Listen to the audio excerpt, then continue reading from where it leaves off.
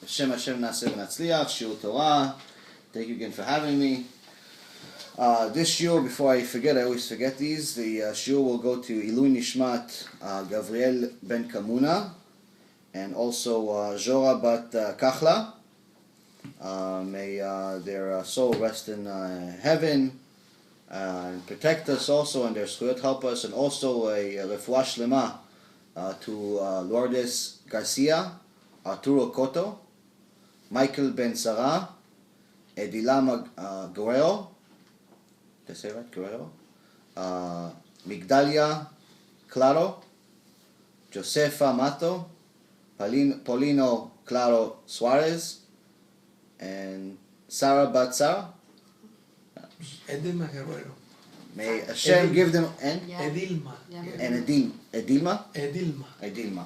May Hashem give them refuah shlema, give all of Am Yisrael refuah shlema very fast, so we can spend all of the extra energy we possibly can get doing His will, doing His mitzvot. That's one of the things that someone needs to understand, is that if you want Hashem to give you refuah shlema, to give you parnasah, to give you good, you have to give Him a reason. Because what happens with mankind in general, it's not just Jews, in mankind in general, is that we constantly ask Hashem for stuff. Give me money, give me a zivug, give me kids, give me a new job, give me this, give me. And then Hashem says, okay, you know what? You're my son, I love you, you're my creation, I love you, I'll give it to you. But what happens after He gives it to you? You forget about Him. Or even worse, you use it against Him.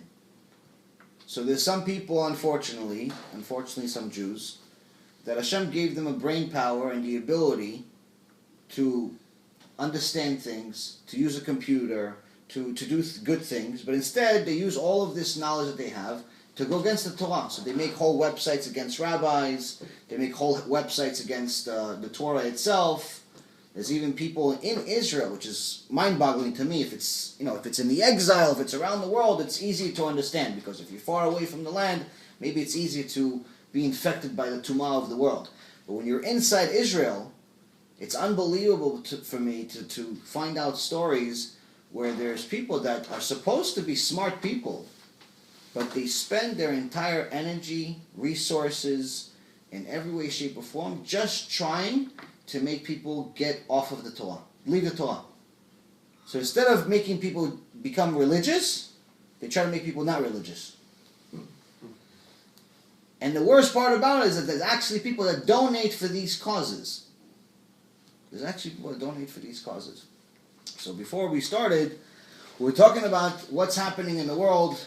The situation is very, very clear that the world is heating up.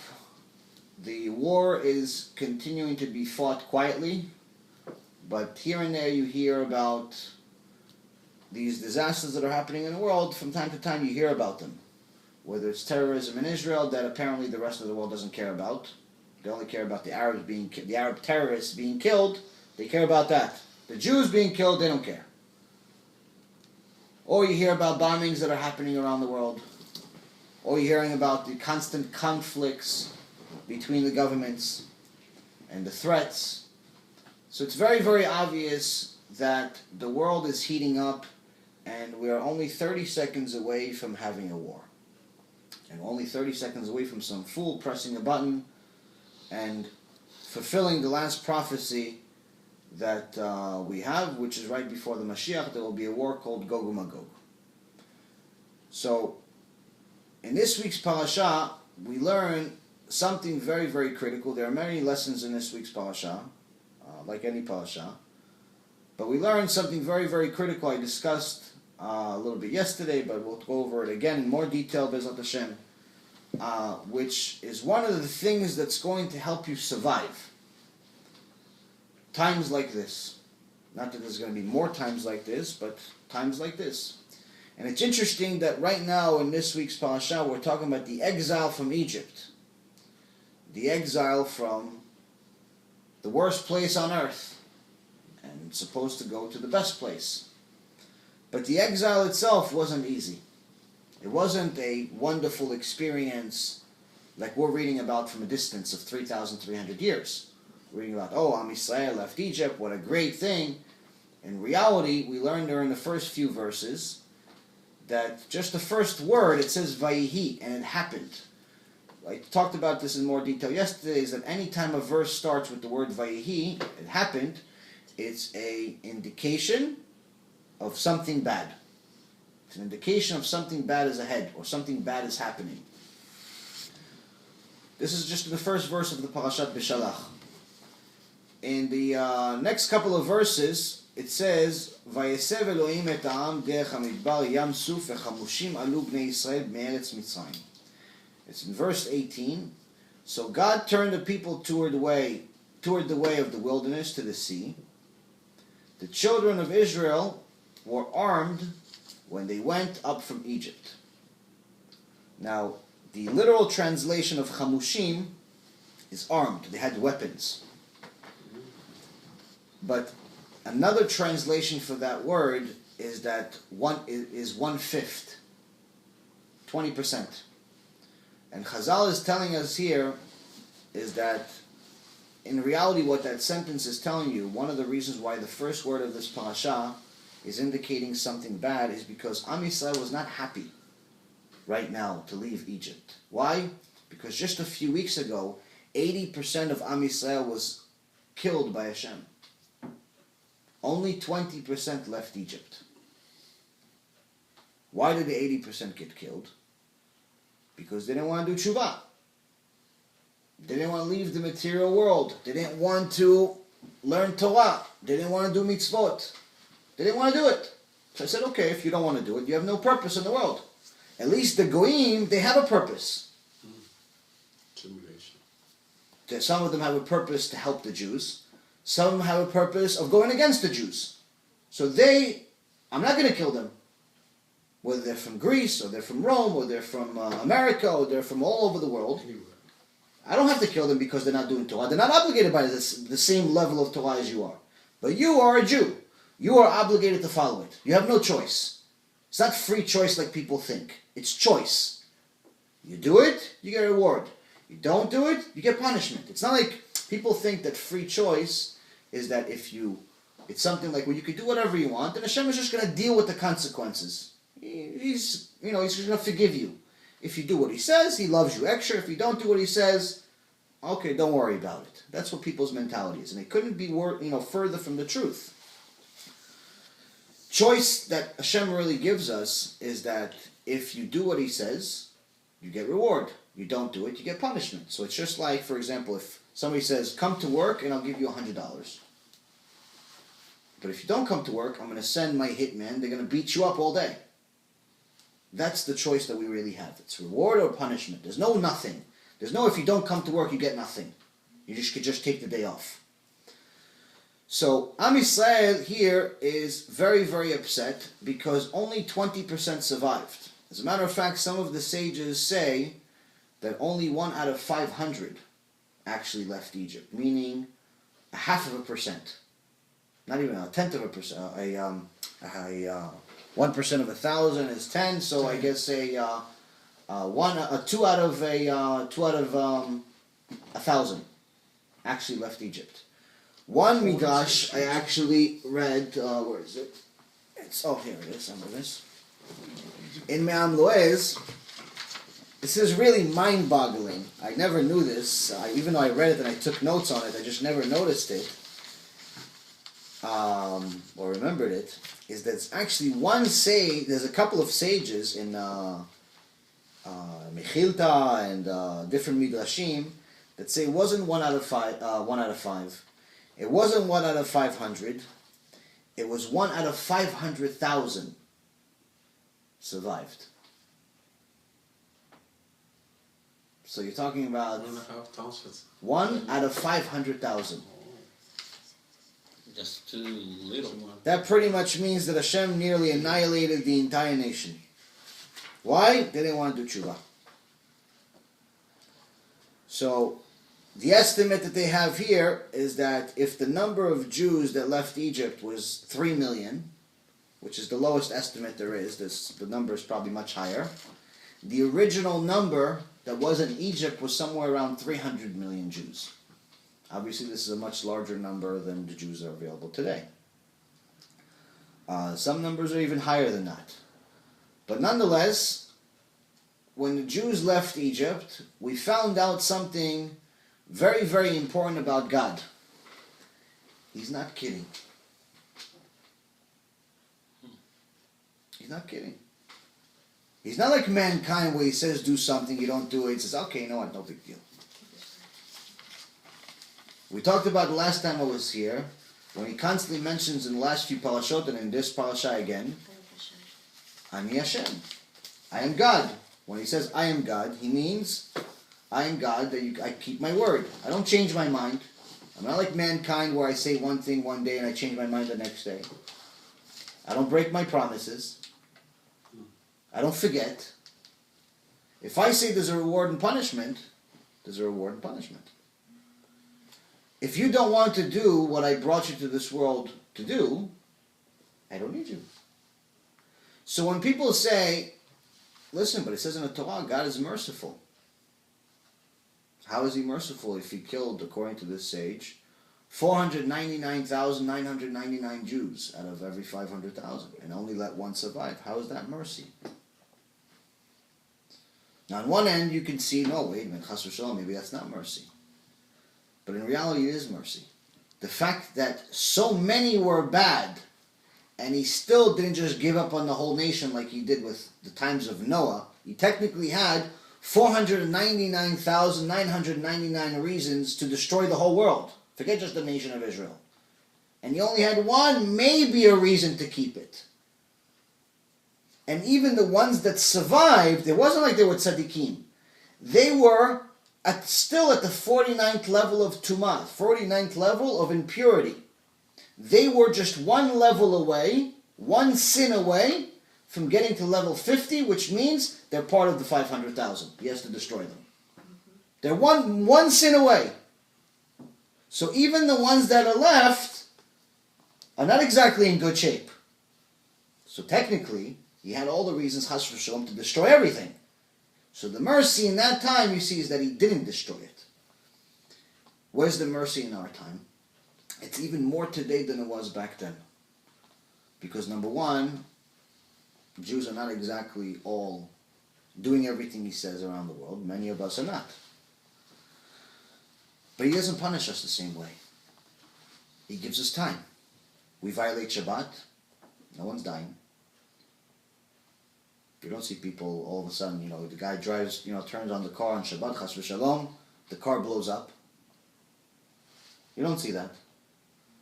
Someone smokes a cigarette on Shabbat, all of a sudden his head blows up. You don't see that either. Mm-hmm. He's not punishing you, or someone eats a pork on Yom Kippur with some cheese on it. You don't see him choking to death. You don't see him choking to death. Someone even says things against HaShem. Lightning doesn't strike him. He gives him more time. More time to eventually wake up, because this is the last chance. There's no second chance. This was the first chance here in Egypt. That's why the punishment came right away. Here he's giving us more time. He even has more mercy on us now, because this is the last chance. The Mashiach is around the corner. Now, one of the things that got HaShem to have mercy on the 4 out of 5 or the 499,999 out of 500, where he let the one live, is the fact that they had enough Emunah. They didn't have a lot of Emunah, which we'll learn from this parasha, but they had enough Emunah to go into the desert without knowing where they're going. They're leaving a civilized country, if you will, even though there were Rashaim and Merushaim in Egypt. But in essence, they're leaving a place where there's food, there's commerce. They're not slaves already for several months, because pretty much the kingdom was destroyed. They can go back to maybe normal life, possibly. But they're trusting HaShem to go into the desert, which even if it's one person, it's most likely the person's not going to survive in a desert, let alone millions of people with no food. Where are you going to find water? Where are you going to find food? So this was enough emunah to get them out. And this is one of the things that's going to get us out. Emunah is one of the most important things that you need to work on every single day in order for you to survive the end of times. Right now, Baruch Hashem, we're in a good situation. No one's attacking us. We're able to practice our religion, even publicize it on the internet, say what we want. We live in a wonderful country that at this point gives us freedom. The fact that some of the leadership in the country are not exactly pro-Jews is a different story, but nonetheless, Hashem is allowing us to practice our religion freely. Not like the people in the Holocaust, Hashem and Hashem, what happened there, or the people during the times of Egypt, where you weren't allowed to do anything. Everybody was an idol worship. Or the times of Rome or Greece, where their purpose was to destroy Judaism, especially the Greeks. So right now Hashem is making it easy for us to practice Judaism. He's making it easy for us to connect to Him. If we connect to Him, we have a chance of surviving. But if we waste our time, and we focus all of our attention on sports and money and women and men and all the material in this world, then we're giving up on the biggest opportunity of a lifetime without realizing that it's our last opportunity. Now, how do we get to a point of building this emunah? Chazal says that there are there's only two things that are going to help someone at the end of times. Torah ve'gmilut chasadim. The Torah, meaning not only learning Torah every day, but practicing Torah. You can't just say, listen, you know what? Thank you for giving me this advice. I'm going to read 15 minutes or an hour a day of Torah, but I'm not going to keep anything. I'm just going to read it like a book. I'm going to read it like Harry Potter. I'm going to read it like one of these novels that is a bestseller in the New York Times. I want to read it. Isn't that Torah? No. It's not. Torah, when Chazal says Torah, it means not only learning Torah, but actually putting it into action. Doing what it says. Because if you're just reading it like a book, that by itself is a sin. It's not just a book. It's not just a history book. The second thing is Gemilut Chasadim. Gemilut Chasadim is doing something, as we were saying before, beyond just money. Yes, it may include money. It may not include money. But most importantly, it's something that includes your time, where you are donating your time. You're donating your effort. You're doing something that's above and beyond what you would normally do. One of the best Gemilut Chasadim that you can possibly do, especially now, is, as we were saying right before we pressed the button on, is kiruv. Getting other Jews to become religious. Now, if you're a good speaker, you can give, if you know Torah, you're a good speaker, you could teach Torah. If not, you give them a disc of somebody else that speaks.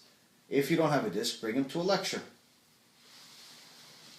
There's all types of ways of doing kiruv. It doesn't all require money. If you already have a Facebook account or a Twitter account, instead of twittering about what Paris Hilton ate last week on Tuesday at 3 a.m., tweet a Shiur Torah by Rabbi Mizrahi or Rabbi Zamir Cohen or one of these rabbis.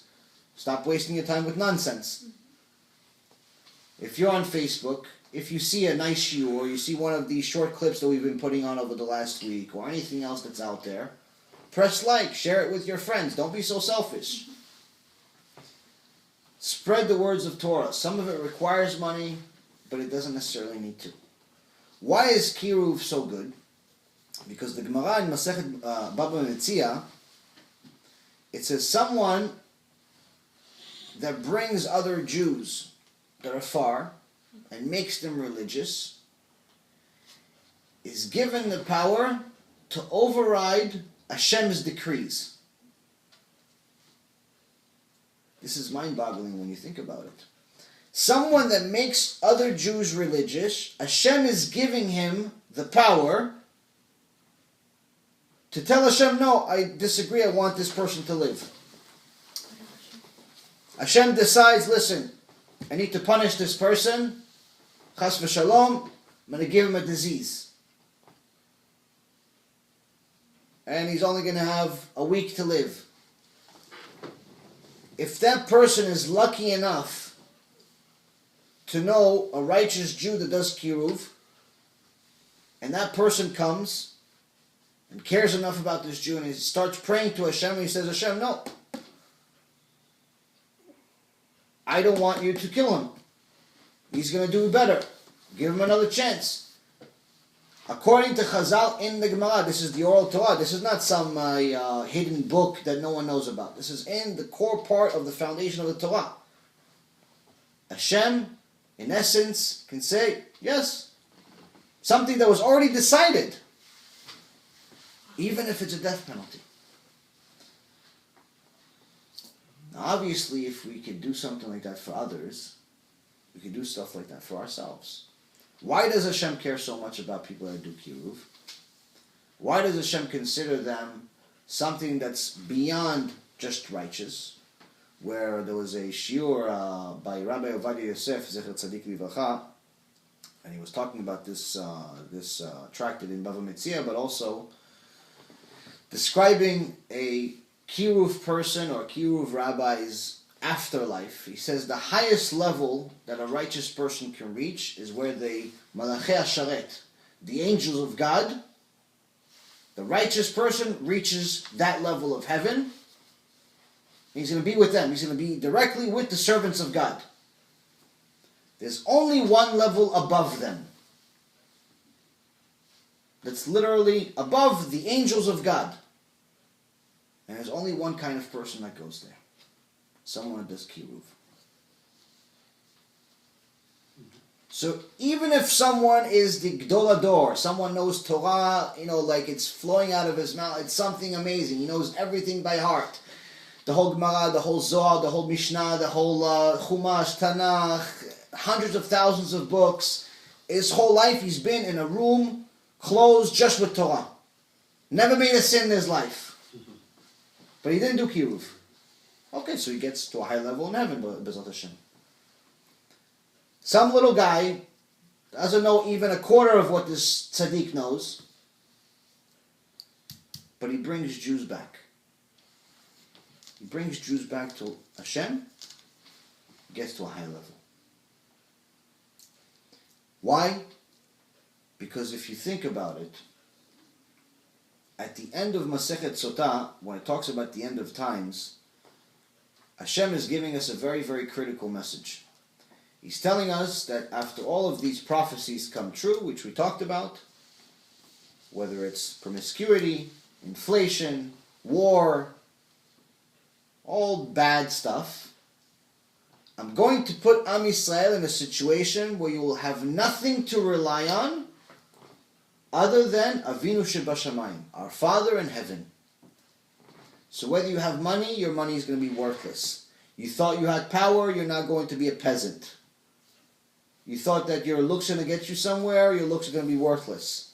Everything you thought was meaningful, I'm going to put you in a position where it's completely worthless, and there's only one thing that you can rely on. Me, God. That's it. Avinu Shebashamayim. Avinu Shebashamayim means our Father in heaven. So when he's saying that the only thing he's going to, the ultimate purpose, in essence, of the ultimate climax of this world, is for us to get to a point where we can only rely on our Father in heaven.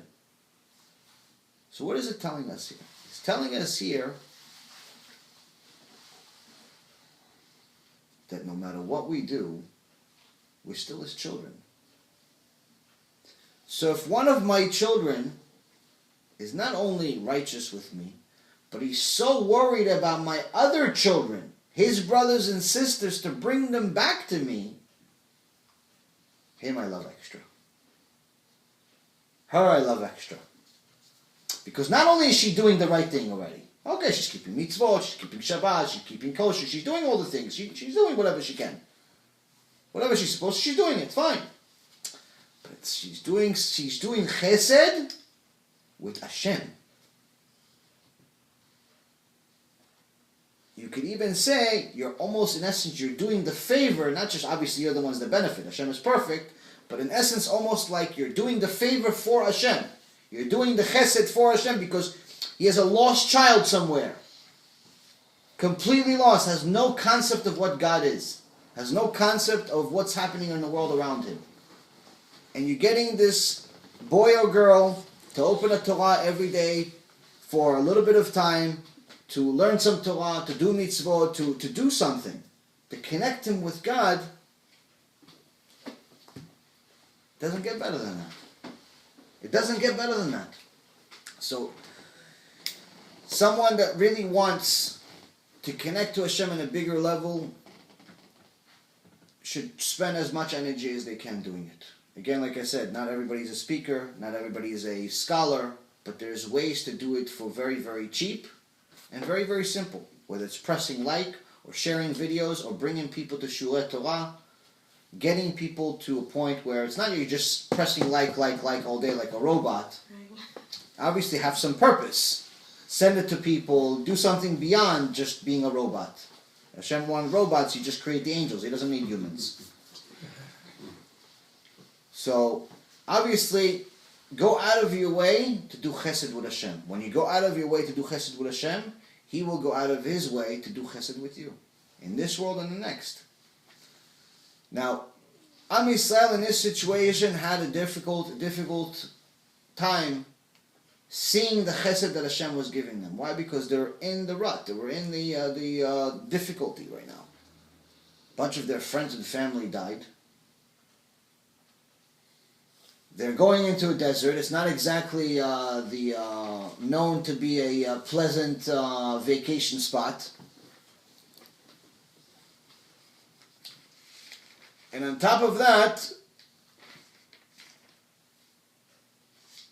they just find out that Pharaoh is coming after them. Now it says here, ופרעה הקריב ויישאו בני ישראל את עיניהם והנה מצרים נוסע אחריהם. Pharaoh approached the children of Israel, raised their eyes, and behold, Egypt was journeying after them. And they were very frightened. Now, ikriv means approached, literally in English, but ikriv also means brought closer. The literal translation would mean it brought closer. It's in verse 10, 14:10. Ikriv is a kiruv. Kiruv means you brought closer, you brought people back to Hashem. So in essence, what Chazal is telling us here is that Pharaoh, by chasing and scaring Am Yisrael, did kiruv. Why? Before they knew that Pharaoh was chasing them, they were unhappy. They didn't have 100% Emunah. They didn't see the Chesed that Hashem is giving them. They were complaining a lot. When do people do tshuva? When problems start. You go to a hospital near the emergency room, intensive care unit, hospice, where people are dying, cancer center. Everyone is religious all of a sudden.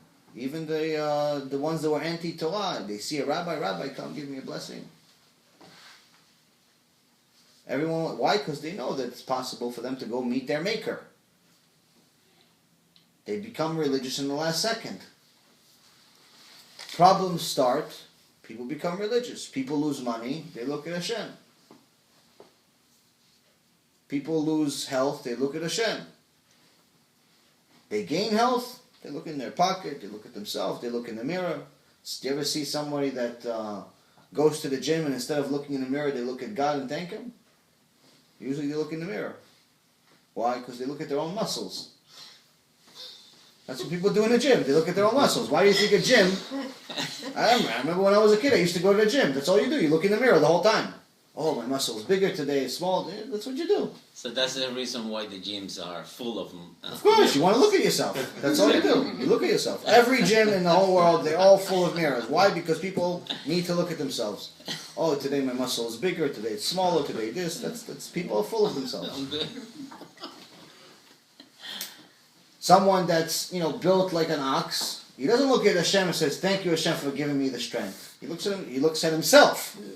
Look what I did.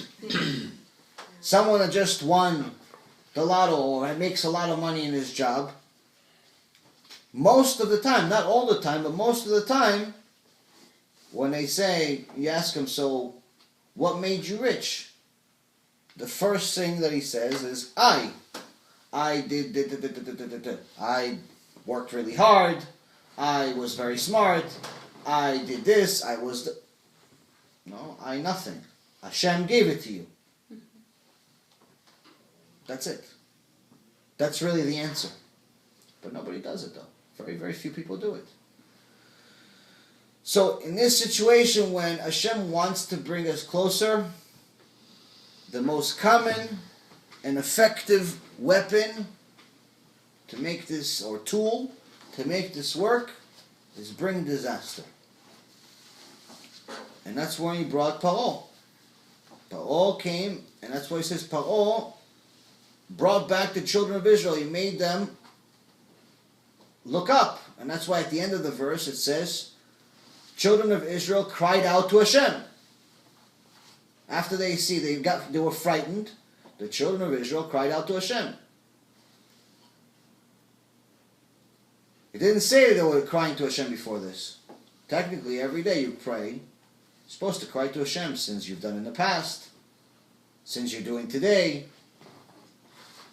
the fact that you're not connected to Him as deep as you should be. You make mistakes all day. You're supposed to cry a little bit to Him every day, technically. They didn't cry. It doesn't say that they cried the day before, or even when they left Egypt. They didn't cry anything. Why didn't they start crying? Pharaoh came. And that's why Chazal says that Pharaoh made better kiruv than 1,000 fasts. When you do fasts, for example, it's like you do a sacrifice, it's a self-sacrifice, it's supposed to make, you more spiritual because there's less material in you. That's one of the reasons why we fast. So, he says the kiruv that Pharaoh did was better than 1,000 fasts. Same thing with Haman. Haman al-Rashai Machshimo, that tried to destroy the nation of Israel, during the holiday of Purim. We're going to learn about the Megillah and things like that. It's an amazing, miraculous story. But Haman got the schut of having his descendants all do tshuva and becoming sages, when he himself tried to destroy and wipe out the entire nation of Israel. He was his days Hitler. He was worse than Hitler. But his descendants did tshuva, converted, and became sages, became chachamim. Why? Because it says even his wickedness was used effectively. What? It made the entire nation of Israel do tshuva. When they found out that in the next few days, next week, there's a decree being passed that every Jew needs to be killed, everyone fasted. Everyone did tshuva. That's why Hashem sent it. So when people ask a difficult question of why did Hashem bring the Holocaust, or where was Hashem, Chas v'shalom, where was Hashem during the Holocaust? First of all, we need to know that Egypt was much, much worse than the Holocaust. Much, much worse than the Holocaust. More people died, more people suffered. This does not discount what happened at the Holocaust. But people need to know that, number one, the Holocaust was not the first or last thing that happened to the nation of Israel. Many things have happened. And all of it was by the same God. And all of it was for the good. As difficult as that is to hear and even say, everything Hashem does is for our own good. And I know that people don't like to talk about it, and I know that people get offended, but again, this is clear in the Torah. Rabbi Akiva says, everything that the merciful one does is always for the best. This is an attractive brachot in the Gemara. What does it mean, everything is for the best? Is that Hashem has an unlimited amount of options of what to do. He's not limited. So let's say, for example, that we want to go from here to New York. There are many ways of getting there. We can go there by plane, we can go there with a car, we can go there with a train, we can go there with a boat, with a chopper. Mm-hmm. But even when we use those few options, there's different directions of taking. We can go around the entire continent of North America to eventually arrive at New York, or we can go a straight shot on I-95. So there are many, many, many different options of how to do each thing. What Rabbi Akiva is teaching us here is that every choice that Hashem makes is the best possible option. It's it's the option with the best possible outcome. Out of all the possible choices, there cannot be a better option, even if it's something that's perceived and recognized as terrible by us. It is the best possible thing that could have happened. It's easy for people to talk about Egypt, despite tens of millions, if not hundreds of millions of Jews dying, than it is to talk about something as recent as the Holocaust. So let's talk about Egypt. How could hundreds of millions of Jews dying be good? When Hashem told Abraham that he's going to bring his descendants to Egypt, and they're going to be under servitude for 400 years, he also made a second promise, which was that eventually we're going to get the Torah. He's going to give them the nation of it. He's going to give them the Israel, the land of Israel. And in essence, there's an ultimate purpose for all of it.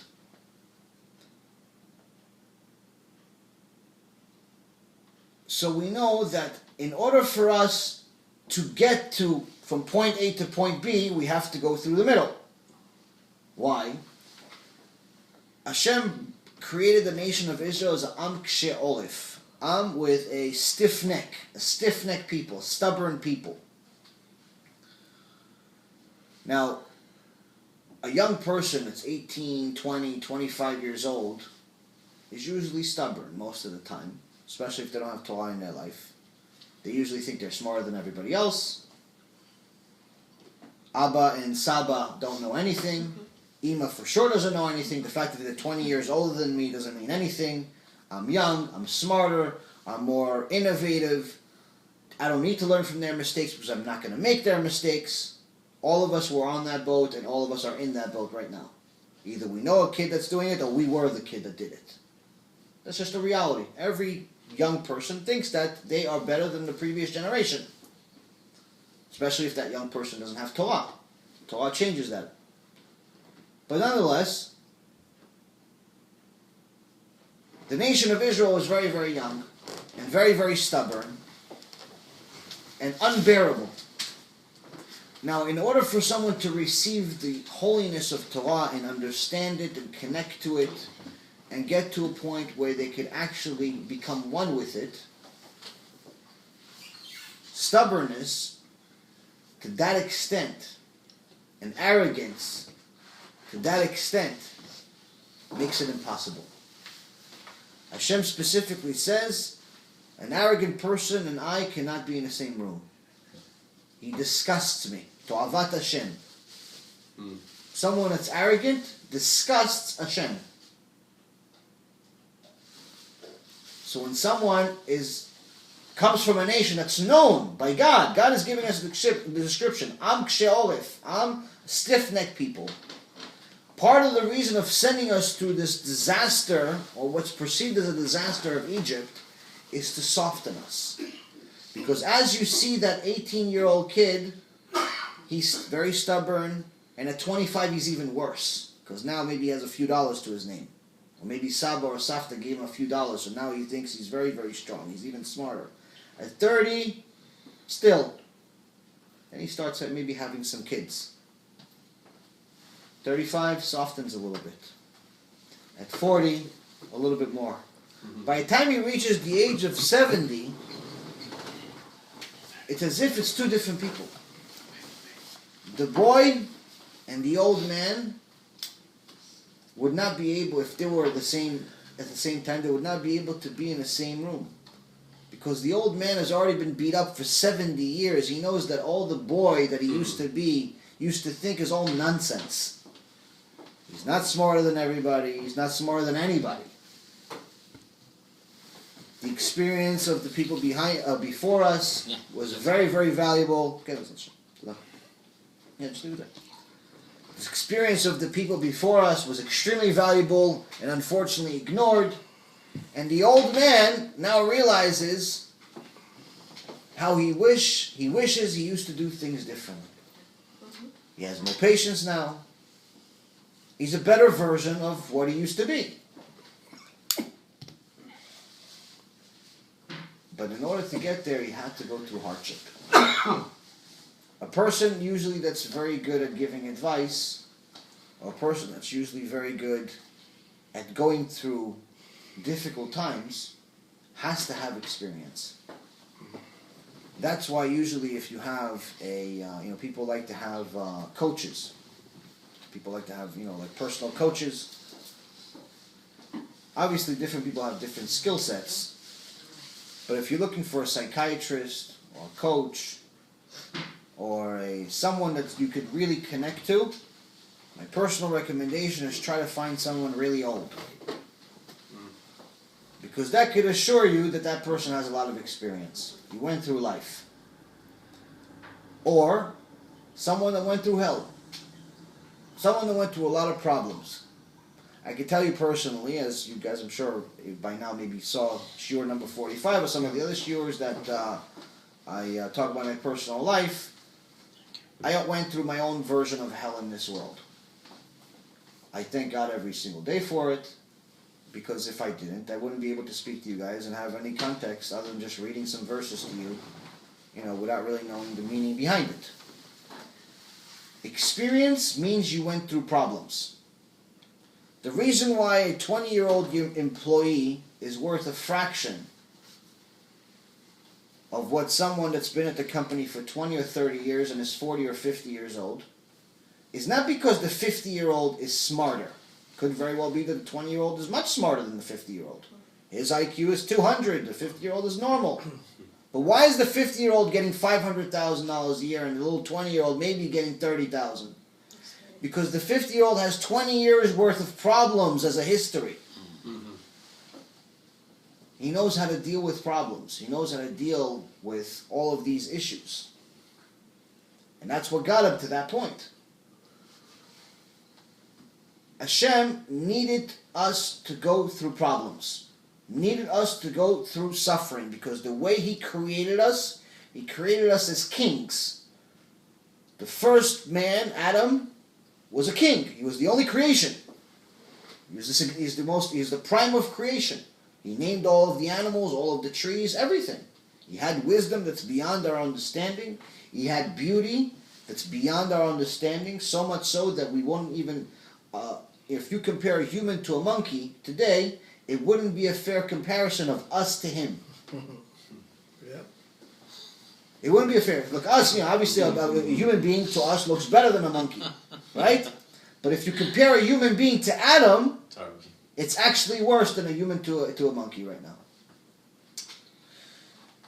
Brilliant, beauty, connection, direct connection with God. You're the only human being on earth. Momentarily until Chava comes. Even when Chava comes and the sons come. Fine, okay, there's 4 people. There's 6 people. There's 10 people. Fine. It's still, you're the number one. You're the first person. You're called Adam HaRishon. You're the first man. You're always going to be forever known as the first person on earth. So He created us as kings. The soul of Adam HaRishon was split up into all the souls in the world today. All of us still have that bit of kinghood that we have at the time. Some of us act like we're still kings even though we're barely servants. And that's one of the things that HaShem needed us to understand, is that in order for us to receive the Torah and fulfill it, we had to go through problems. So when Pharaoh took hold of the Jewish nation and turned them all into slaves, the stubbornness of the nation of Israel slowly but surely became weaker and weaker and weaker. And even though you look at, for example, different parts of Jews around the world, whether they're Israelis or Spanish or American Jews or Yemenite Jews and so on, each one has their own traits and their own flaws or their own positives. But in general, we're not necessarily known amongst the world as the most humble of people. Some of us are, if there's, but for the most part, Jews are not necessarily known as the people that are low-key and quiet. We're usually loud. We usually want to get attention, especially Israelis, from my knowledge. If an Israeli comes into your store, you know about it. If you have an Israeli customer, you make sure you remember him. That's just that's the way we are. So this is after we went through 3,000 more years of problems. So imagine how we were before Egypt. Wow. I can imagine. Amen.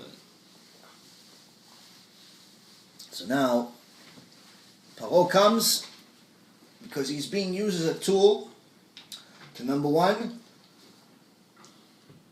get Am Yisrael to look at Shemaim, look at HaShem, and remember that everything is in his control. So Moses tells the nation of Israel, you have nothing to worry about. Do not fear, stand fast and see the salvation of HaShem that He will perform for you today. For as you have seen Egypt today, you shall not see them ever again. At this time, there were three types of Jews. Those that wanted to go back to Egypt and become slaves again. Those that were willing to fight. And those that wanted to kill themselves. There wasn't exactly a bunch of hopeful Jews. Not many were very hopeful. Many gave up. But, rightly so, in a sense, where if you're just looking at the limited world of material, without God, unfortunately, it's very easy to give up. In front of you, you have an ocean. Around you is a desert, and there's somewhere, according to Chazal and Me'am Loez and a few other places, it says 9 million Egyptians are on their way to attack you. It's not 600, the parasha, it says the 600, he came with 600 special caravans, Pharaoh brought 600 caravans of his, and the rest of his army. So it doesn't actually say the exact number. According to Chazal, it was 9 million soldiers at least. It's a nation. A nation came to attack a nation. It's not 600 people, maybe they throw some spears at you, beat you up, put you in handcuffs. It's like, if you've ever seen the plague that we had of locusts, it covered the entire sky. You couldn't see the sky. It was darkness, complete darkness. So imagine that, just human beings. Yes. Very, very scary. So if you look at the material world, it's very easy to give up. If you look at the material world today, it's very easy to give up too. Everything is betting against you. People hate you because you're Jewish. they're going to continue hating you. They've always hated you. In general, unless you stay secluded next to your people, you have no chance. Without HaShem, you have no chance. The fact that the nation of Israel still exists is by itself the best proof of God ever. Mm-hmm. If you look at the world itself, you have 7.5 billion, maybe even almost 8 billion people in the world. The nation of Israel is a statistical anomaly. We are 14, 15, let's say 20 million Jews in the world. But yet you hear about Jews and Judaism every single day, for good or bad, in the news, in all types of media, in Nobel Prize winners, science, medicine, finance. Every major field has to have some type of Jew involved, for good or bad. But we're not even a rounding error based on the larger number. That by itself should get us to look at the Shema. Okay, you know what? Not only am I part of this tiny nation that should never be mentioned. I mean, there's plenty of nations that are much bigger than the Jews, but no one even knows who they are. When was the last time we talked about Kazakhstan? When was the last time we talked about Georgia? When was the last time we talked about many of these countries in that area of the world? Okay, yeah, a few people obviously know where they are if you know parts of the world, but in general, you ask the average American, where's Georgia on the map? Where's Kazakhstan? Where's Pakistan? Some people, the only thing they know is they think Pakistanis and Indians are the same. Little do they know that they're actual mortal enemies. If you call an Indian person a Pakistani, they probably want to kill you. You're right. I'm telling you. You call a Korean Chinese, or Chinese a Korean, You have problem. you have a problem. Yeah, it's an offense.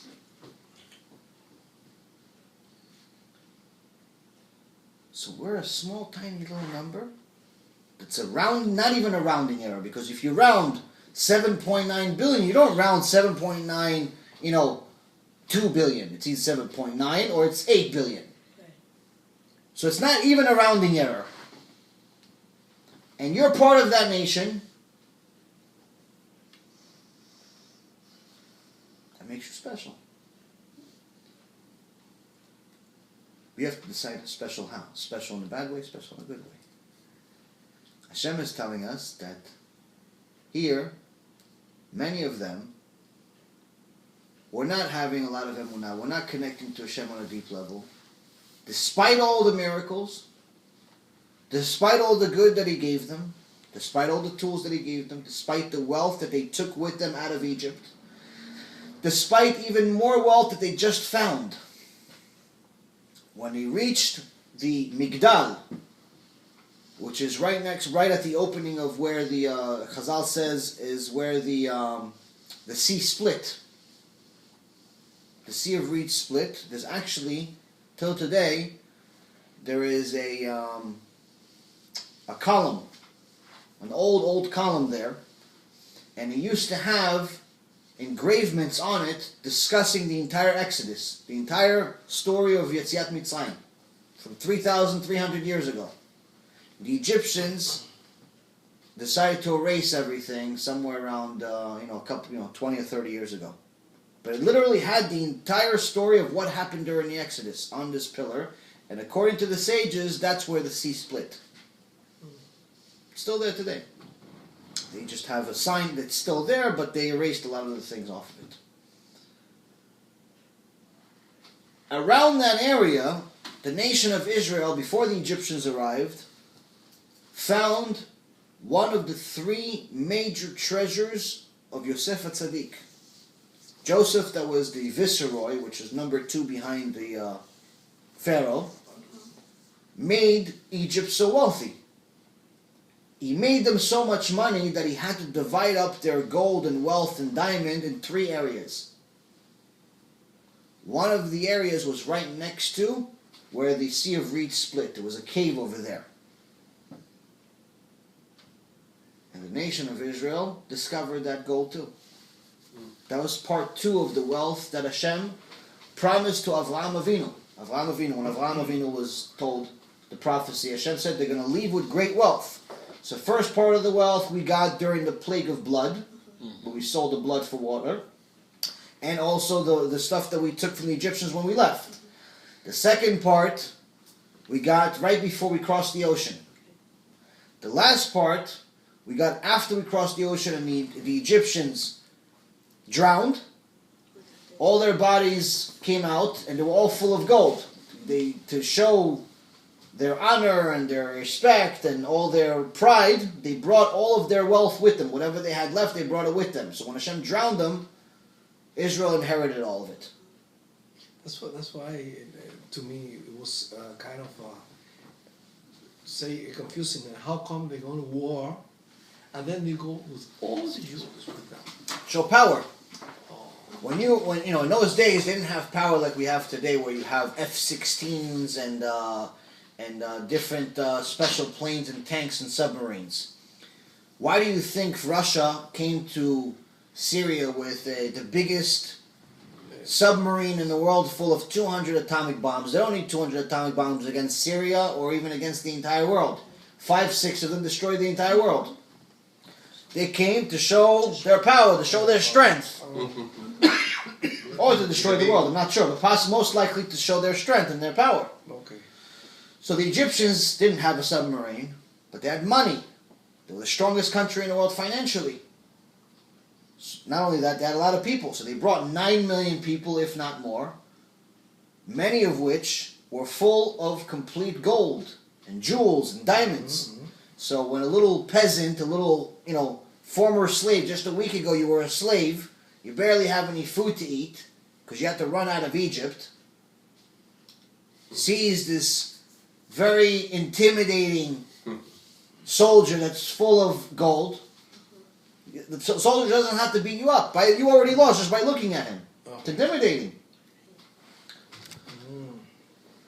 So despite all of this money that Hashem gave him already, gave him the first 2 parts of this treasure, the third part he's going to give him after they cross the ocean. But the first 2 parts, already they lost their Emunah. Why? Material doesn't help our Emunah. Material hurts our Emunah. Having money is a more difficult test than not having money. Because to have a connection with Hashem is much more difficult if you're rich than if you're poor. If you're poor, you need help. So who are you going to cry to? Okay, your parents, fine. After a while, your parents say, okay, you know what, get a job. You cry to your wife. Your wife says, okay, after a while, go get a job. Cry to your kids. Abba, don't cry to me. I have school homework right now. What do you want for my life? I still need money for my new PlayStation coming out next week. Get a job. You cry to your friends like, listen, buddy, I have my own problems. Leave me alone. Nobody wants to hear you. Nobody likes a miserable person. Nobody wants to help a miserable person. Just a reality. Who are you going to cry to? You cry to Hashem. The biggest nightmare for a person is to not have money to feed his kids. Biggest nightmare. You can give him disease, chas v'shalom. You can give him all types of problems. Not having money to feed his kids, might as well go to a concentration camp. It's the biggest nightmare for a person.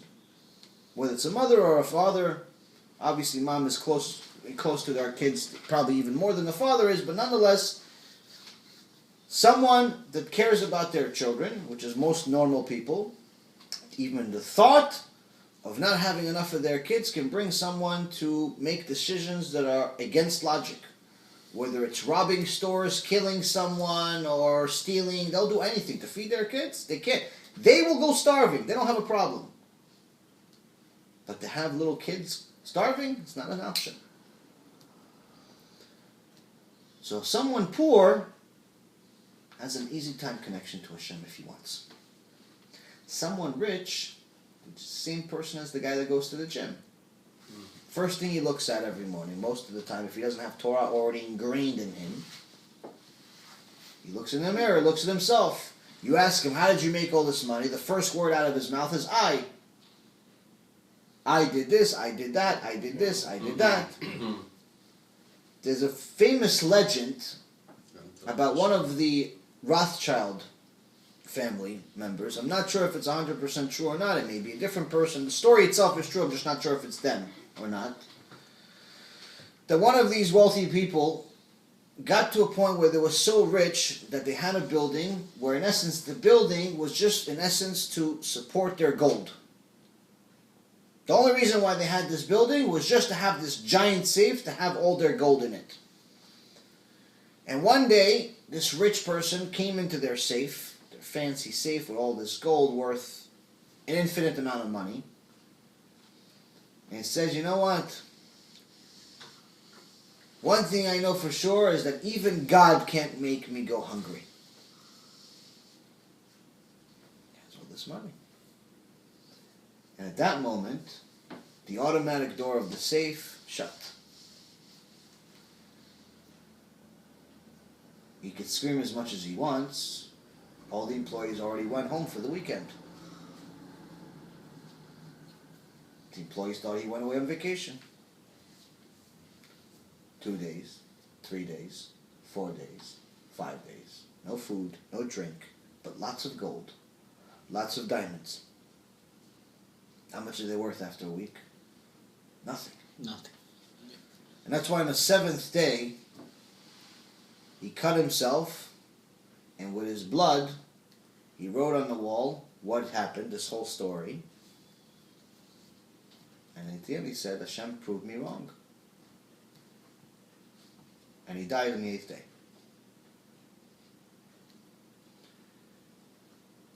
Money is not necessarily something you should pray for as much as we do.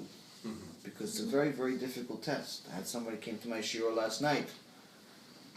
And, we're talking about Emunah, we're talking about getting closer to HaShem, talking about praying really serious. When you pray, it's good to go like this, which is a spiritual way of trying to get some of the thoughts out of your head and focusing on the prayer.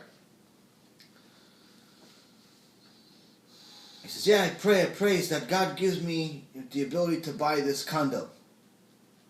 First he gives me this condo, and then he continues his speech. So I was going to say it, but sometimes I try to hold my tongue because I'm a little blunt at times. But one of the other guys couldn't hold himself. He goes, that's your dream? That's what, we just had Shiur Torah for 2 hours, we're doing everything. That's your dream, just to buy this condo? That's it? That's your ultimate dream, just to buy a house? Then what? Then what? Okay, you have a house right now. It's not like you're homeless. You have a house, okay, so instead of paying interest on a mortgage, you're paying rent. It's not really that much different, by the way. I'm from the finance business. In reality, unless you're buying the house 100% cash, the first 15 years of your 30-year mortgage is complete interest. You're not benefiting in any way, shape, or form over a rent. The only way you're benefiting is if the house appreciates in value. If it goes from $200,000 to $300,000, then of course you made money on other people's money. But if the house goes down in value, then you're better off renting. But nonetheless, it's not a finance class. We're, focus on the Torah. You're thinking about, you just learn Torah, we're trying to get closer to Hashem, but the mind of most people is constantly dragging them to material. They constantly connect Hashem to material. If Hashem gives me this, then I will do this. This is not only a bad idea, it's a sin. You're not allowed to give Hashem conditions. Every day during our prayer, part of our prayer, we say that we're Hashem's servants. When was the last time a servant asked his owner of anything? The fact that Hashem allows us and even wants us to pray to Him and ask for things is already a benefit. It's already a Chesed from Hashem to us. But when we're not really doing much for Him and treating Him like He's Santa Claus, give me this and then I'll be a good boy, it's not exactly a rational relationship, to say the least. It's like behaving like kids. Worse. At least the kid is a kid. He has an excuse. Conditions. We're just bigger. We're just bigger kids. So now, So now, you have Moshe Rabbeinu is telling the nation of Israel, do not fear, stand fast, and see the salvation of Hashem. And there's a very good verse here that is not only a good verse, but it's also a verse that I personally say every day, because the first letter of the verse starts with the letter Yud, which is the first letter of my name, and the last letter of the verse is Nun, which is the last letter of my name, and I say it during the Amidah prayer. At the end of Amidah, there is a section where it's a skula to say a verse out of the Torah that starts with the first letter of your name and ends with the last letter of your name. The reason why this skula exists is because after someone dies, the angel of death comes to him at his grave and asks him what his name is. Now, when you just wake up, you're not exactly alert. So Chazal says that you're going to forget your name. And every time he's going to ask you, he's not going to ask you nicely. He's going to smack you in the head. He's going to keep hitting you until you remember your name. So when you say that, if you say this verse during your prayer every day, you're going to remember your name. So if anyone doesn't have a verse already, tell me, give me your name, and I'll get you a verse Be'ezrat Hashem Bli Neder as soon as possible, so you can add it to your Amidah, and I'll also show it to you exactly where it is in the Siddur, where it is in the Amidah, so you can add it. So the verse is Adonai lachem lechem v'atem techalishun. Hashem shall make war for you, and you shall remain silent. That's what the verse means. You should just sit back and relax. This is verse 14. 14:14. Hashem will take care of everything. You just sit back and relax. It's a wonderful verse. Imagine a life like that. Imagine a life where Hashem will take care of everything and you just sit back and relax and do nothing.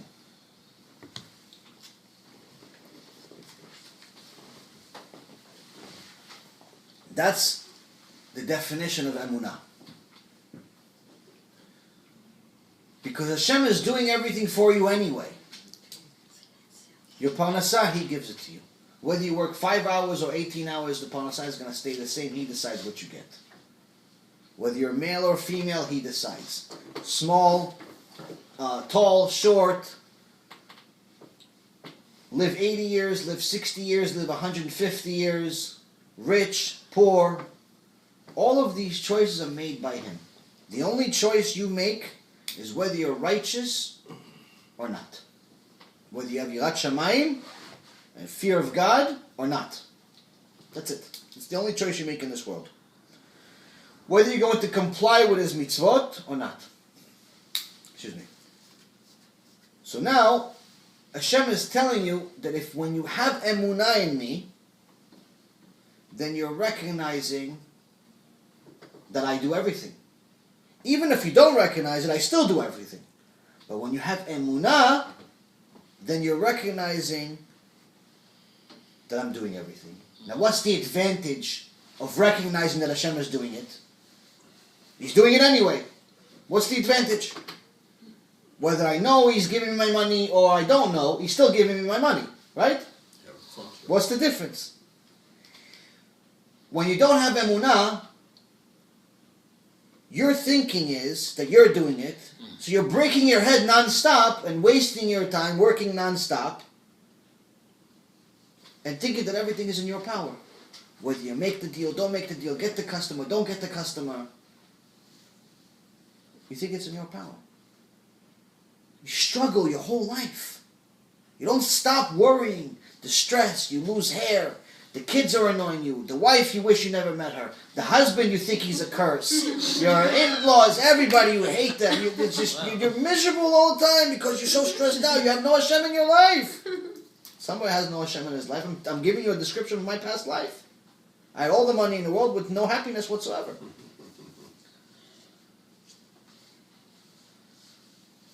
But the reality is, Hashem is telling you, I'm giving you everything anyway. You just didn't recognize it. When you do recognize it, when you do recognize that Hashem is giving it to you anyway, that He's fighting the war for you anyway, what's the advantage? And you shall remain silent. No stress. No stress. No anxiety. No worries. Parnasah, he deals with it. IRS, he'll deal with it. Foreclosure, he'll deal with it. I'm doing what he wants. I believe in him. I learn his Torah. I do his mitzvot. HaShem, problems? That's yours. Not the other. Me, you told me if I do what you say, I shall remain silent. I remain silent. Yeah. That's Emunah. That's literally, I'm telling you. Yeah. It's funny, but it's But real. it is Emunah. That is 100% Emunah. That's the Relax. definition of 100% Emunah. You just relax, do nothing. The problems, Hashem, that's yours. You said you're going to deal with them. You said you're going to fight the war. You said, me, I relax. I sit silent. Okay, I'm sitting silent. It's the only thing I'm saying Divrei Torah. I learn Torah. I'm nice to my wife. All of a sudden, the fact that she calls me 87 times a day is okay. The kids breaking half the house is okay. You pay for it, Hashem. Right? On Shabbat, I go shopping. You don't look at the bill. You don't worry about whether it's $3 or $4 for the cookies. Why? Because Hashem said He's going to pay for it. In the Masechet Betzah, it says that every dollar that a person gets is decided on Rosh Hashanah, from Rosh Hashanah to Rosh Hashanah. Your parnasah is decided from Rosh Hashanah to Rosh Hashanah. Yes. But there's one exception. All money that is used for a mitzvah, Shabbat, Incorrect. or holidays, or tzedakah, is excluded. Is not part of your parnasah. The parnasah is decided one thing. Okay, Hashem says you're going to make $100,000 this year from your job or from other different things. But your tzedakah money, your money you spend on Shabbat to make a nice dinner, have guests, what Hashem she's doing here, it's not part of your parnasah. That's extra. That's money. It's on me. It's not included in your parnasah. It's above. As much as you give, I'm going to give you 100% back, if not more. Either. That's why when you go shopping for Shabbat, you have guests over, or even if it's just your family, don't worry about whether it's $3 for the cookies or $4 for the cookies. Hashem's paying for it anyway. What do you care? I'm telling you, this is one of the best advices you can give, you could follow as far as Shabbat. That's how you could enjoy. Because sometimes, listen, money is tight. It's tough. Not everybody's making millions. Sometimes money is tight. You're thinking, should I buy this? Should I buy that? Should I buy this? Should I buy that? So I learned this from my chavuta, my rabbi, Rabbi Ephraim Kachlon. He says, the whole week we try to do whatever we can. But on Shabbat, I don't look at the bill. I don't look at the cart. Whatever my wife wants, whatever the kids wants, we buy it. And this is an avrech. This is somebody that makes 2,000 shekels a month from the 2,000 shekels, $500 a month from the kolel. And the rest of the money, is purely from Hashem. He doesn't know how he pays his bills every month because the bills are closer to 10,000 shekels a month. So every month he starts with negative 8,000, which is the same thing as every avrech, every person that's learning Torah in Israel. They don't make the money from the yeshiva, from the kollel. The kollel pays them 2,000 shekels a month, $500 a month. But a normal family, even if they're frugal, even if they save, even if they live in conditions we would see as unbearable, it's still going to cost them. A family with 5, 6 kids is going to cost them $2,000 a month, which is 8,000 shekels. So you're getting 2,000 from the kollel. You're at the kollel from 8 o'clock or 9 o'clock in the morning until 7 or 8 o'clock at night. There's no time for a job. You're learning 12 hours a day. And when you get home, you're with the family for 1 or 2 hours and you study again. You study on your own. You don't watch TV. You're studying all day. And the next day, same thing. Next day, there's no off. There's no vacation. You study nonstop. So there's no time to make money. How all of these is 100,000, approximately 100,000, from what I know, avrechim, people that live like this, where they make 2,000 shekels a month, but the bills are 8,000, 10,000 a month. How they live, no one knows, including them. But every month the bills get paid. To be an avrech is a very, very big privilege, because you have to have emunah to do it. You cannot be an Avrech without Emunah. Unfortunately, a lot of people fall. A lot of people don't make it. They do it for a little while. Maybe they have some savings. They have some help from families, from friends. But then Hashem sends them a test to see where's your Emunah really. The money didn't come from the expected place. The extra money that you're missing. The extra 6,000, you got used to that it's coming from Abba and Ima. Or you got used to that it's coming from this big donator from America. It stopped. Let's see what you do now. They get tests. Baruch Hashem, many withhold the test and stay strong. But once in a while you hear where somebody falls. It's rare, but it happens. Hashem is telling us if we do whatever He says, He'll fight our wars for us. This should teach us where we should reach, where we should aim for as far as Emunah. We need to get to a point where we recognize Hashem 100%. That's the goal. How we get there, we're going to get to in a few seconds. After this, Hashem says to Moses, "Why do you cry to me? Speak to the children of Israel and let them journey forth. Ma titzak elai, daber el bnei Yisrael v'yisau." Now at this time, Moses is, the nation of Israel is crying. Moses cries to Hashem. He tries to keep the nation strong. But at the same time, we're still stuck. Nothing's happening. So he starts crying to Hashem. Hashem says, "Why are you crying to me?" This is an interesting question. Who else do I cry to? When I cry to Pharaoh, he's trying to kill me. I cry to the desert, it's not going to answer. The ocean, it's also not going to answer. Who else do I cry to? The nation of Israel, they're crying to me. I can't cry to them. Who else do I cry to? So here was the secret behind this. Each nation has an angel. When a nation does good in this world, it gives their angel power. When a nation does bad, sins, it weakens their angel. But each nation has a different purpose. I'm primarily talking about the Jewish nation. When the Jewish people make good and Kiddush Hashem, and they do mitzvot, it gives our angel power. When we make sins, it makes our angel weaker, and it actually makes the enemy angel stronger.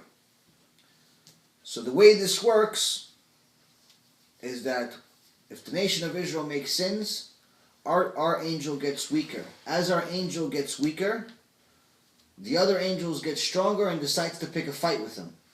Take advantage of the fact that he's weaker. If they start fighting in Shamayim, a war begins here. It goes back here. So our actions lead to their fight, which leads to the war down here. It's a boomerang. So the consequence for our actions. The angel of Egypt came with the Egyptians, with the 9 million Egyptians that were coming. He came with them. The Jews started crying because they not only saw 9 million Egyptians, but they also saw an angel. It's like, wow, maybe Hashem left us because He's giving them an angel. They didn't know about this. And the angel goes to Hashem. His name was Mitzrayim, which is also another word, the name of the nation. And he says to Hashem, Hashem, it's not fair. If you're going to split the sea, and you're going to let the Jews pass through it, but drown my people, it wouldn't be fair. Okay, my people, the Egyptians, they're idol worshippers. You are disgusted by idol worship, I understand. Drowning them, you're right. But the Jews are also idol worshippers. They're idol worshippers and they're idol worshippers. Why save one and not the other? So when Moshe Rabbeinu cries to Hashem, he says, save us, do something. Hashem says, why are you crying to me? The angel of Mitzrayim has a good argument against you. He has a good case against you. And according to my own laws for myself, I can't split the sea for you. I can't do anything. I made laws, not only for mankind with the Torah, I made laws for myself. I had to give myself limits. Right now, the angel of Mitzrayim has a case against you. I can't split the sea for you. Speak to the children of Israel and move forward. Move forward with a mitzvah. Do something. Do something that could tilt you to the better side. Because right now you're losing. You have to do something. In this case, just saying, Hashem, please help us, is not enough. Hashem, we believe in you, it's not enough. You have to move forward. By moving forward, he's saying, you have to put your emunah into action. Show me that you believe in me. Don't tell me that you believe in me. A husband that tells his wife, I love you every day, but 10 minutes later he slaps her in the face. Good answer. The wife says, do me a favor, don't tell me you love me. I'd rather you not love me than don't slap me. Hashem says here, right now, the angel of Mitzrayim, he has a case against you. Telling me you believe in me, it's not going to help you. Crying to me is not going to help you. You need to do something. As Moshe continued to pray to Hashem regardless, Hashem gave him more instructions. He said, lift up your staff and stretch out your arm over the sea and split it. Go, try splitting the sea. Try it. The sea is supposed to be split right now. Go do what I was going to tell you to do anyway, and try to split the sea. Chazal says that the sea didn't split. First time Moshe did it, it didn't happen. Didn't split. This angel of the sea came and also said, listen, it's not fair. Why should I split for idol worshippers?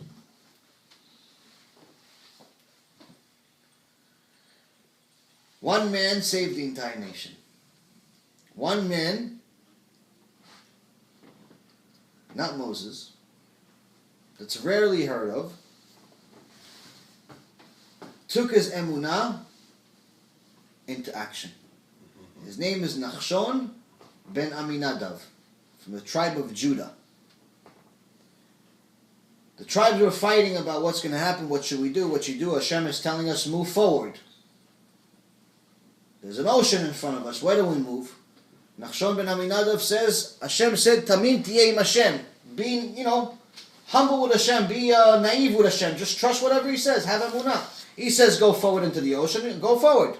We didn't take swimming classes in Egypt, so He obviously knows we're not going to swim across the ocean. I'm going into the ocean. He jumped into the ocean. Started walking into the ocean, all the way to the point where he started to drown. It reached his nose. It was covering his nose, it was covering his mouth. He was drowning. People followed him. They started drowning also, but he was the first, and that's exactly when Hashem split the ocean. That showed Hashem emunah, but in practice. Action.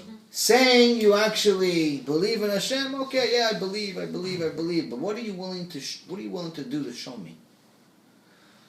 Nachshon was willing to put his life on it. Why? Because Hashem says, Ani Hashem. If I say that I'm going to take you out of Egypt and bring in all the plagues, take you out of Egypt, bring you to the ocean, what, just to kill you? It's not even logical. So you have to not use your logic with Hashem. Just listen to the instructions of what He says. Another interesting midrash is that also it's a misconception that the sea split into two. The sea did not split into two. It split into 12. The way that the sea split, it looks like this. The Rambam wrote it in in his book, if you guys probably saw the movie 10 Commandments from, 30 years ago or so, the movie makes it seem like the sea split into two and the nation of Israel went from one side to the next side. That's not necessarily what happened. What actually happened is that the sea split into 12 to give each tribe their own tunnel. And not only that, it didn't go to the other side. It came back to the same side. It was a half a circle. I'll show you the drawing so you can see. Somewhere in here. Here. This, you can see it. That's around.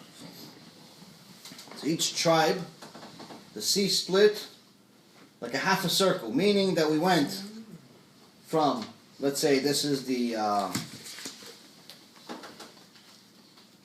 beach. The beach. The ocean split, we went here and we came back to the same beach. We didn't go to the other side. Yeah. In the movies, they say that we went to the other side, and common misconception that people think is that we went from here to another side. We did it. We went from here and we came back to the same side, just a different spot. So this also naturally helped HaShem with the whole concept of the Egyptians, because as the last Jew arrived back at the beach, same side of the beach, the last Egyptian entered the tunnel. So the last Jew that went, the first Jew that arrived back at the beach didn't see the last Egyptian that entered the tunnel. Yes. So he didn't really know that he went in a circle. An Egyptian went in thinking that the Jews are somewhere else. He couldn't see them because it's a circle. So there's a corner and you can't see past the corner.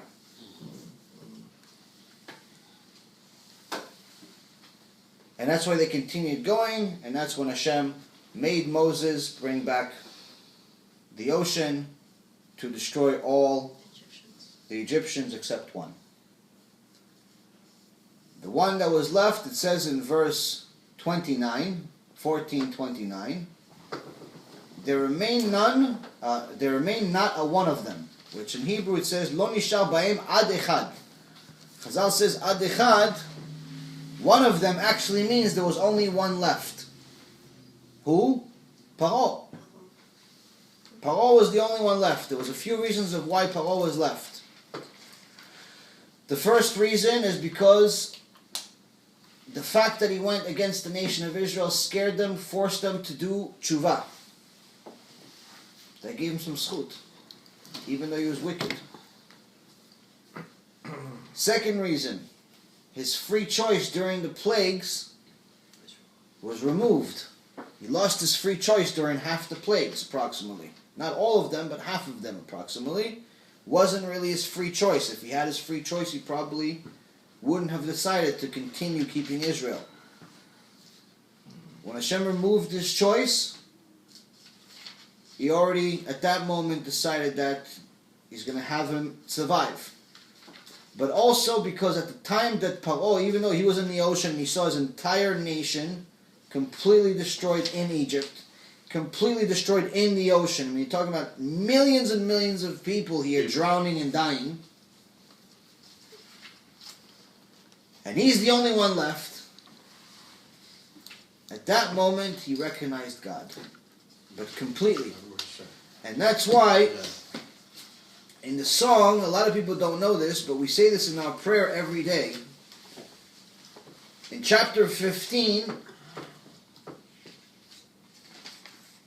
the nation of Israel starts singing a song. Az yashir Moshe uvnei Yisrael et hashira azot la'Adonai. Then Moses and the children of Israel chose to sing a song to HaShem. And they start singing the song. It's a famous song, we say it in our prayer. But there's one part that was always interesting to me, is that there's one word in the song that we say in two different ways. In verse 15:11, it says, Mi chamocha ba'elim Adonai, mi kamocha ne'edar b'kodesh. Norah tilot pele. So it says, who is like you among the heavenly powers, who is like you, mighty in holiness, too awesome for praise, doer of wonders. So Chamocha and Kamocha both mean you, but they're both spelled exactly the same with different vowelization. One is saying Chamocha, and the other one says Kamocha. This is not a mistake. Every single dot, every single vowel, every single letter, every single verse in the Torah is there for a reason. So when you say it in your prayer, you say it every day. Why do we say Chamocha one time? And the very same sentence, not like it's like a different paragraph. Very same sentence, you're saying Chamocha and Kamocha. It's because in this song, the Chamocha was actually said by Pharaoh. The Kamocha was said by Am Yisrael. Who is like you? The first time you said Chamocha because Pharaoh was completely without energy. He was floating in the ocean, recognizing God, but he didn't have the energy. So he didn't have the energy to say Ka. So he said Chamocha. The nation of Israel had a lot of energy. They just crossed the ocean. So they said Ka. So the next time you read it, it'll probably make you look at it a little bit differently. And it's something that we read every day but never notice what it is. I always thought it was a mistake. Honestly, I did. So somebody's forgot the dot. After that, we're not going to get into the details of it, but actually after this, if you know the story of Jonah, Jonah went to was commanded by Hashem to go to the city of Nineveh and tell them to do tshuva. And the city did tshuva, after the whole story, but the city did tshuva 40 days. The king of Nineveh was Pharaoh. Same Pharaoh that we're talking about right here. He survived. He went and became the king of Nineveh.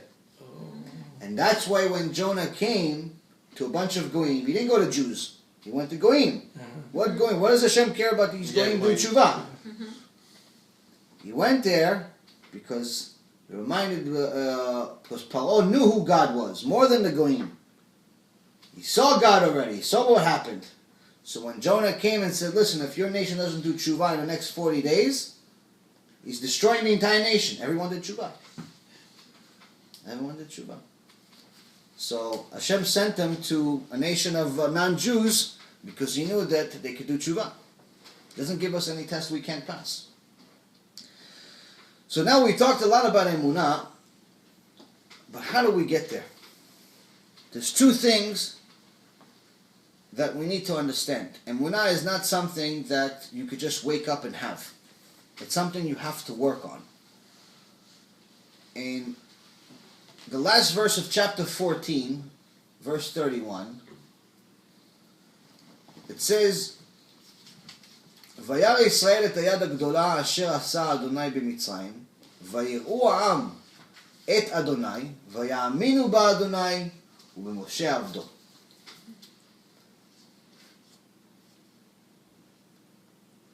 On that day, Hashem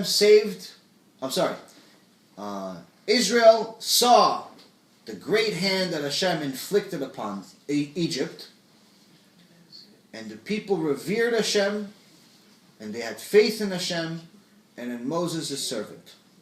Got it? Yeah. This is a very, very important verse to understand the order of how things work. So it first says that Israel saw the great hand of Hashem. Hashem doesn't have a hand. He doesn't have a body. So what does it mean when it says Hashem, they saw the great hand of Hashem? They saw the Creator's creation. You can understand the Creator, the significance of the Creator, only by His creation. Because one of the 13 principles of faith is that He has no image or the likeness of an image. So when it's saying here, great hand of Hashem, or Hashem got angry, or Hashem's, anything like that, Hashem is not limited to anything physical or emotions. Right. So the key is to understand is that this is just for us to understand how to read it. But the meaning here is that when you know a hand has some, you do something with hand, you take action with hand. So here he's telling us that first, the nation of Israel, they recognized the Creator's creation, the Creator's power, the work of HaShem. So the first thing we need to do is look around. Look at the Creator's creation. The only way we can connect to Hashem is first to recognize that Hashem exists. If you want Hashem in your life, pay attention to what He did. Right. Whether it's your own body, and the recognition that the smallest cell in your body is more advanced than this entire world. Smallest, tiniest cell. If you look at just a cell, for example, just a tiny little cell, in the science book that I gave you guys, there's at the end of the book, it talks about the cities of the future. And it's really giving you the reality of a single cell, but being treated as if it's a city. And it tells you that this city is connected to all the other cities, where that city knows what every other city everywhere else is doing, and every other city knows what that city is doing. That city is exact and very precise to have protection walls around it, only to allow only the things that it wants in and only the things that it wants out. And not only does it make sure that only things that it wants go in and go out, but the amounts that come in and out have to be exact. It's not like the supermarket where they order $500,000 worth of goods and 300,000 of it goes to the garbage because it goes bad, and they sell 200,000 and hope to survive the the month just by making a small profit margin off of the 200,000 they sold. Grocery store, if they sell vegetables, being in a vegetable business is very difficult. Why? Because if you don't sell your vegetables right away, they go bad. And people are not willing to buy it. So if you go into the vegetable or fruit business, you already have to have it as part of your calculation that a large number of your goods, of your merchandise, is going to go bad. It's not like a clothing store, or a computer store, or a car shop where it's that, okay, even if they don't buy it today, they could buy it tomorrow or next week.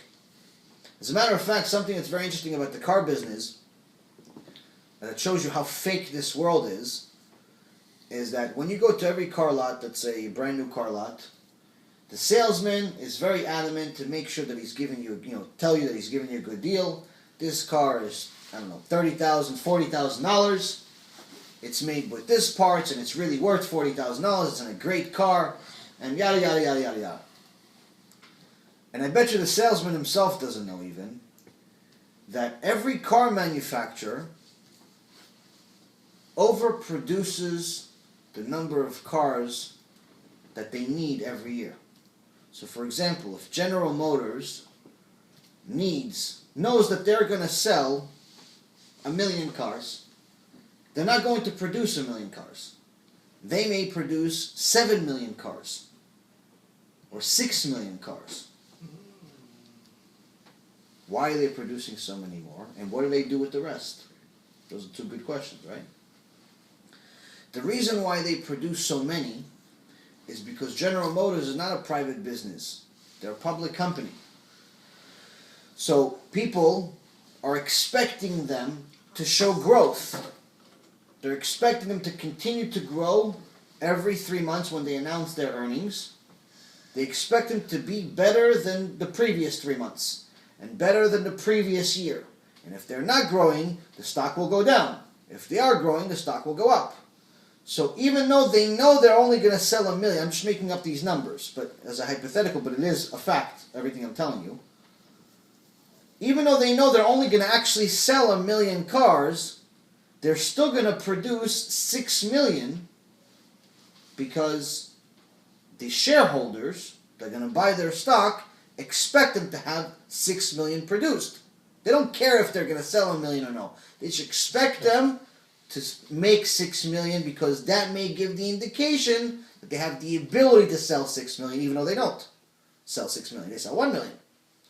So the next question is, what do they do with the next 5 million? If you go on Google Maps, there's actually a website, great website, does great research called Zero Hedge. That's actually where I found this out years ago, maybe 5-6 years ago, maybe less. I was doing some research in the finance business and found this. There's actually on Google Maps, there are different lots of land around the world, all over America, in England, all over Europe, all over the world. Huge lots of land the size of cities. I'm not talking about lots of land like your car shop here. I'm talking about the size of, Boca Raton or Miami. Like huge, huge lots of land that you can see from outer space, full of brand new cars that will never ever be sold. It's all the extra cars that they produce and never ever sell. And they're going to destroy all of those cars. But they can't destroy them fast enough. So they have to take on all of this huge, massive amount of land until they eventually destroy them. And they can't. So I said, the first question I asked is, why don't they just sell them for less? Okay, the car was worth, a week ago, was worth $30,000 at the car lot. The salesman was really convincing. He told me it's worth $30,000. Today it's worth bupkis. It's worth nothing. So instead of that, sell for $5,000. Everybody's going to buy one. Even if you don't need it, you buy it. The car's worth $30,000, you buy it for $5,000. Why not? Yeah. Right? You have 5 million of them. Yeah. Better than destroying them? No. They don't want to destroy the value. They rather destroy them than sell it for a discount, which is completely mental. It's completely ridiculous. Steal a car. But it would destroy the car market, according to them. So they rather lose billions and billions of dollars on this massive production just to make sure that the illusion that they're growing continues. It's all illusion. It's all a complete illusion. It's you showing the world that you're growing, but in reality, you're suffering with cancer inside. And that's the car business. So here you have HaShem telling you, get out of the illusion. Get out of the illusion and open your eyes and look at what I've done for you. The cells in your body are very precise to the point that they're more sophisticated than the entire world around you. Just one cell, tiny cell that you can't see with the naked eye. You need a microscope. One cell has more technology in it than all the computers in the world. One tiny cell. He's telling you, if you pay attention to just one cell, even more. You pay attention to the technology of your eye, even more. You pay attention to just the proteins in your body and how they work. Where if the proteins in your body don't fold the right way, you lose your ability to eat, sleep, walk, breathe, function. You have trillions amongst trillions of proteins in your body, and each one of them has to have something called a protein fold, where it has to fold a certain way, a precise way. If it folds the wrong way, chas v'shalom, you're crippled. Chas v'shalom, can't see. Chas v'shalom, can't breathe, dies. One, this is a microscopic thing. You have trillions amongst trillions of them, and every one of them has to fold exactly the same way. One scientist tried to figure out what are the chances of one protein folding the right way.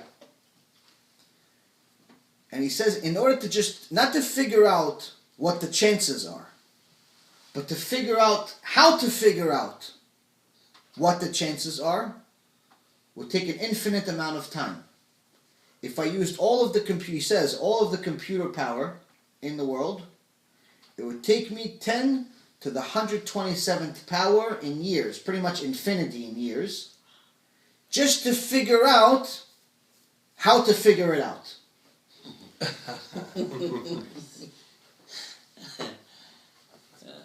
And this is what you have in your body. Every day. When you open your eyes, you breathe in, you breathe out, you eat, you chew, your teeth I mean, ever think about your teeth? If your teeth were lined up the wrong way, not like they are right now. Right now you have your molars in the back. What if the molars were in the front? Mhm. You change things a little bit. You'd be like an animal. Why? Because the molars are on the side, you chew in the back. You don't chew in the front. You just break something in the front and you cut it in the front, but you chew in the back. Now when you chew, all of the food goes against your cheek. Now if you chewed in front, there'd be nothing to protect the food. Everything would go out of your mouth. Out of your mouth. So your teeth are lined up precisely also. But do you also know that the material that makes up your teeth and the material that makes up your nose is exactly the same? Same exact thing. But this one is very, very hard and can break very, very hard things. And this one, nothing. Same material. Hashem says if you pay attention to my creation, you'll understand the significance of the Creator. That's step one. After Israel saw the great hand that Hashem inflicted upon Egypt, they recognized the creation, and the people revered Hashem. Immediately they became scared of Hashem. Immediately they Yirat Shamayim. Yirat Shamayim is fear of Hashem, fear of the Almighty. Why are they scared? As soon as you realize how significant He is, you also realize how much of a nothing we are. As soon as you realize who and what He is, you realize how much you depend on Him, and everything is dependent on Him. Nothing is in your control. When you realize this, how could you not be scared? Technically, all the time, you should be praying 24 hours a day. We should all be praying 24 hours a day. Please, Hashem, make my body work. Make my body work. Forget about Parnassah. No, Parnassah, let me be homeless. Who cares? Make my body work. Just let me live another second. Every second is a gift. Every second is a gift. As soon as they saw the Creator's creation, they immediately became scared. And after they became scared, and they had faith in Hashem and in Moses, his servant. ויראו העם את אדוני ויאמינו באדוני ובמשה עבדו. Only after they saw the Creator's and recognized the Creator's creation, they feared Him. After they feared Him, then they believed in Him. You cannot believe in God without being scared of Him. All this mumbo jumbo that people sell Jews in the world and Christians and others, that you can love God and connect to God and you don't need to be scared and He's all loving and everything is great and there's nothing to be scared about. It's all nonsense. Mm-hmm. If you know what God is, even to our understanding, of course, if you're not scared, you're either mentally ill or you really don't believe in Him. You just think it's a nice story. There's no such thing as believing in God or loving God without being scared of Him. And this is a verse that tells you exactly how to get to that point. First you have to recognize that He exists, recognize His creation. Once you recognize that He exists in His creation and His significance, of course you're going to be scared. And only after you're scared, then you actually have faith. Then you could get to a point of believing in God. Only then does it say, Vayaminu ba'Adonai. Which means that if you're not scared of God, there's a part of you that doesn't believe in Him. You can tell yourself all you want, and we can tell ourselves all I want that we believe in God. If part of us is not scared of God, then that means that part doesn't believe in Him at all. It believes in something, but not the real God. Maybe Santa Claus.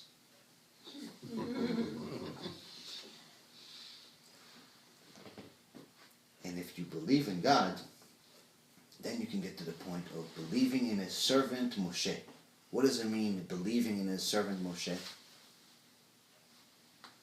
Once you believe in God, then you're going to listen to His servants. the righteous Jews, the rabbis that are going to teach you his words. We don't have the privilege of talking to God like Moses did. That's why God sent rabbis and different people to teach us his Torah.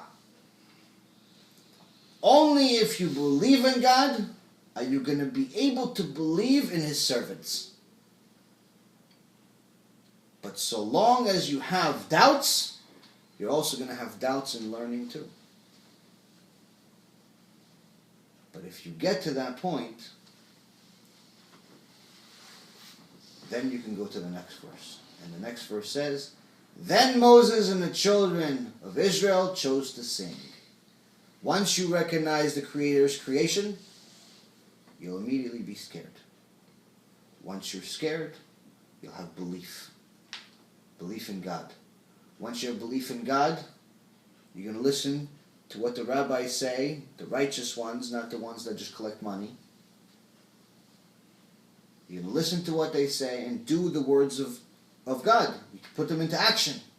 And if you do what HaShem says, then your life will be like a whole song.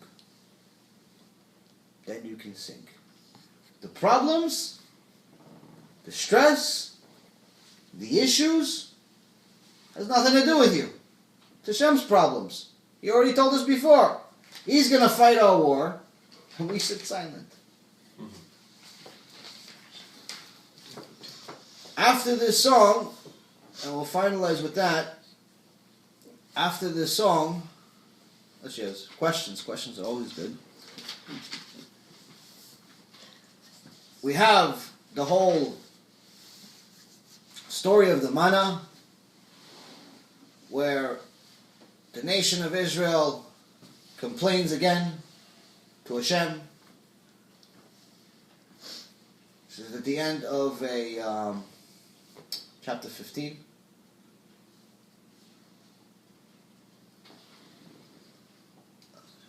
No, actually, it's a different section.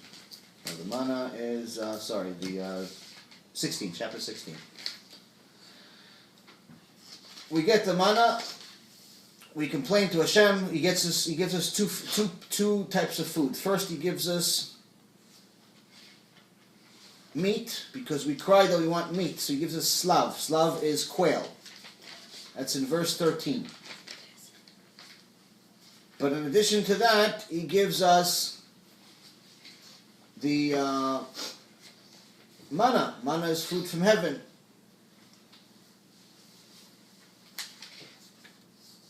Rabbi Ishmael says that the manna was was food that was completely absorbed by our blood system, where Am Yisrael did not have to go to the bathroom for 40 years. Why? Because every food that you eat, part of the food turns into blood. That's why people say you are what you eat. Your food turns into blood. Mm-hmm. That's why when you eat taref, you eat pig, you eat animals that are vicious or disgusting, you become disgusting. Not only spiritually, but also physically. You see, people that eat that type of food generally are not exactly they don't have the best midot in the world. And they're not the healthiest people in the world. For anyone that was watching this, Baruch Hashem, I know everybody here doesn't eat this stuff, but anyone that's watching this but still has a doubt about eating pig, aside from it constantly being talked about in the Torah several times, not to eat pig and other animals like it, but it specifically mentions pig, camel, and others. There's many proofs today of how no one should ever eat pig. Not just Jews, but no one. No one should ever eat pig at all. It's a disgusting animal. Everyone always knew it's a disgusting animal, but there's a very easy way to prove that it's a disgusting animal amongst all of the animals out there, is that a pig, unlike all other animals, does not sweat, does not have sweat glands. Which means that when you sweat, you're removing toxins out of your body. So if you don't sweat, all the toxins stay inside. Yeah. Now, if you, rather than doing this because it's kind of disgusting, you can watch a YouTube video instead. You can see what people did. They bought a piece of pork, and they put they poured on it Coca-Cola. And within a short period of time, it's just a fresh piece of meat from, I don't know, Costco or wherever they sell this disgusting meat, but nonetheless, it's a fresh piece of meat. They put Coca-Cola on it, and you see all of the worms and maggots come out of the pig. This is a fresh piece of meat. This doesn't happen with other animals. Which means that it's impossible for pig meat to ever not have bugs and worms and disgusting things that nobody in their right mind would ever want to eat. That's all the toxins. So, yeah, it's disgusting, but it's good to know because unfortunately a lot of people enjoy the taste, not realizing how much harm they're creating for their body. Every time that Hashem gave us a mitzvah, He gave it to us for a reason. There's always a benefit to it. The real reason of why we do all mitzvot is because Hashem said so.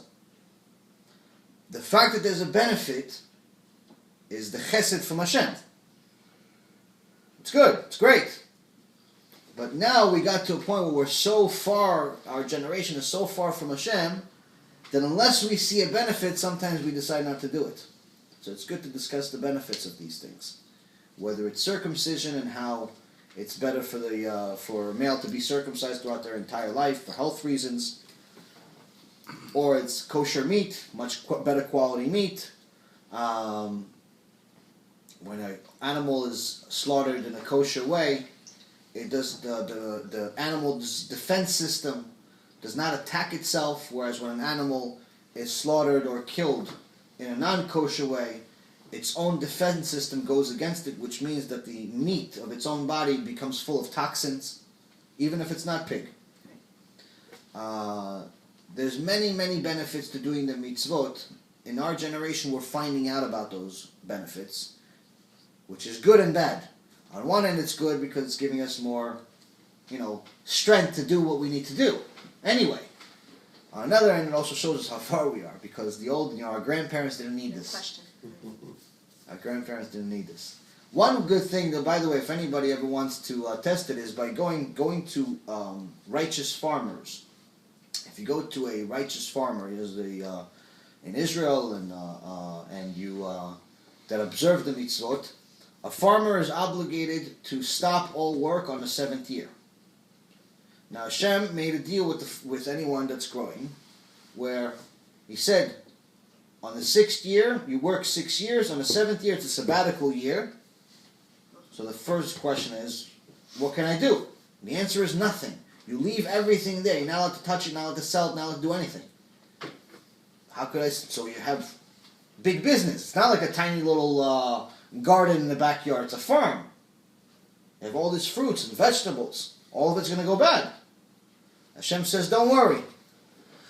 On the 6th year, I will give you enough for 3 years.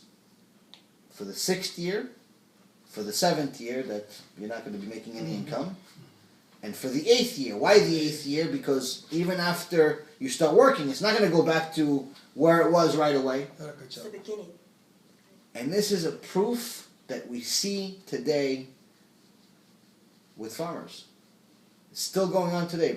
Not all farmers unfortunately do this, but righteous Jewish farmers that do this, they see the miracle with their own eyes. On the 6th, every year they work the same thing. It's not like they work extra on the 6th year. It's the same thing.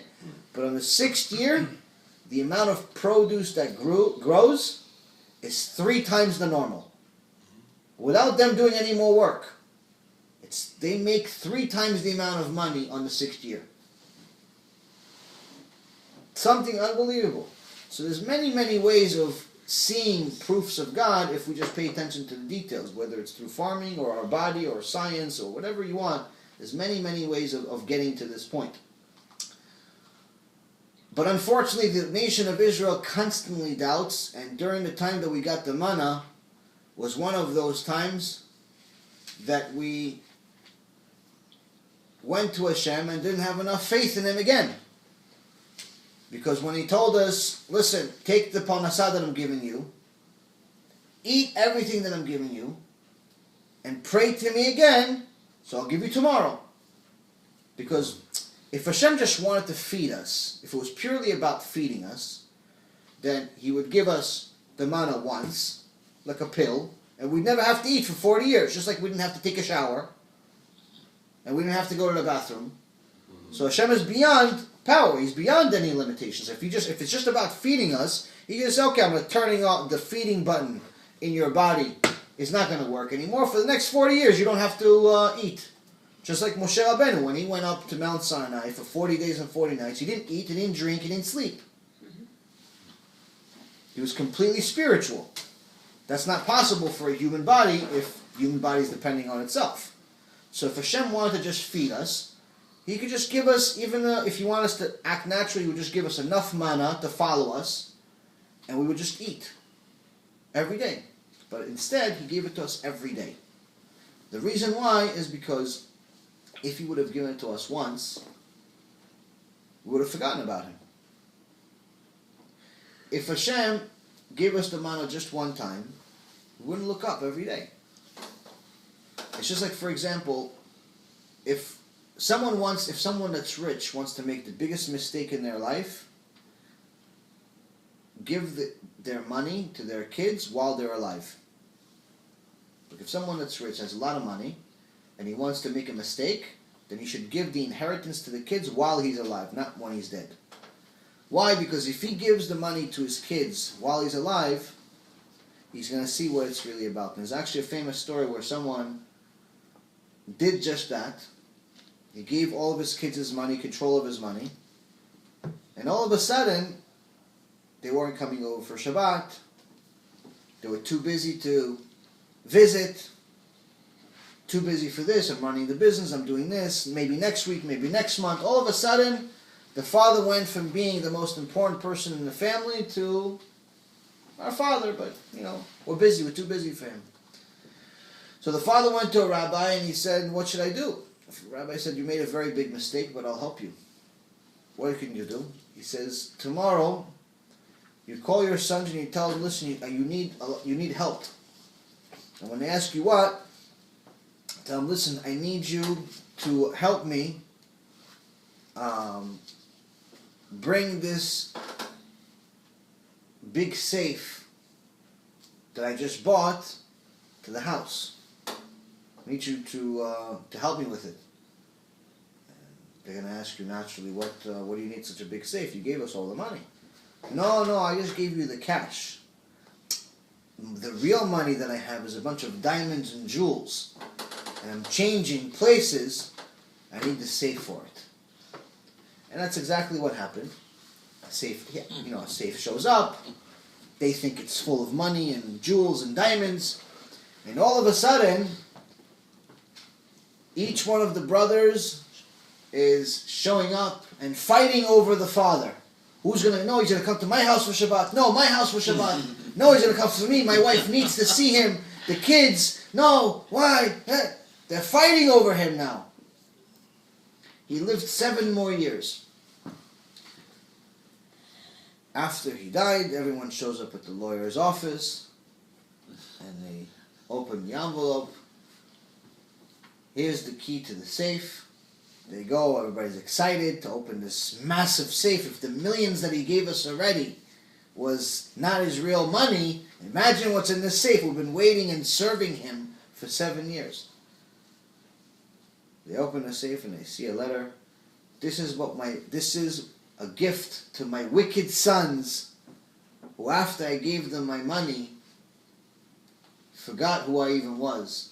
So the only way that I can get my righteous sons back is by telling them I have more. This is some of the things we have to realize. When we get a lot from Hashem, we can't be like these wicked sons. We have to be like the righteous ones. We have to fight for Him. You see someone saying bad things about Hashem, you got to fight for Him.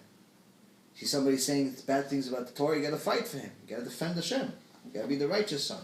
Don't be the ones, oh no, He gives me so much, let somebody else deal with that problem. It's not my problem.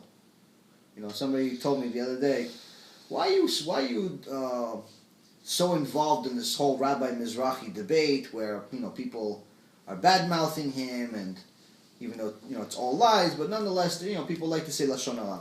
He says, why are you so involved? I said, what do you mean? How could I not be involved? This is what you're obligated to do also. If you believe in the Torah, you're obligated to defend the truth. He goes, it's not your fight. This is what he tells me. It's not your fight. I said, it's the fight between good and evil. If that's not my fight, what's my fight then? What's the point? If you're not fighting for good, then you're on the other side. There's no middle. There's no such thing as that, no, let somebody else worry about it. Listen, I have to take care of my own problems. I can't. I have, my $100 million that I have in the bank.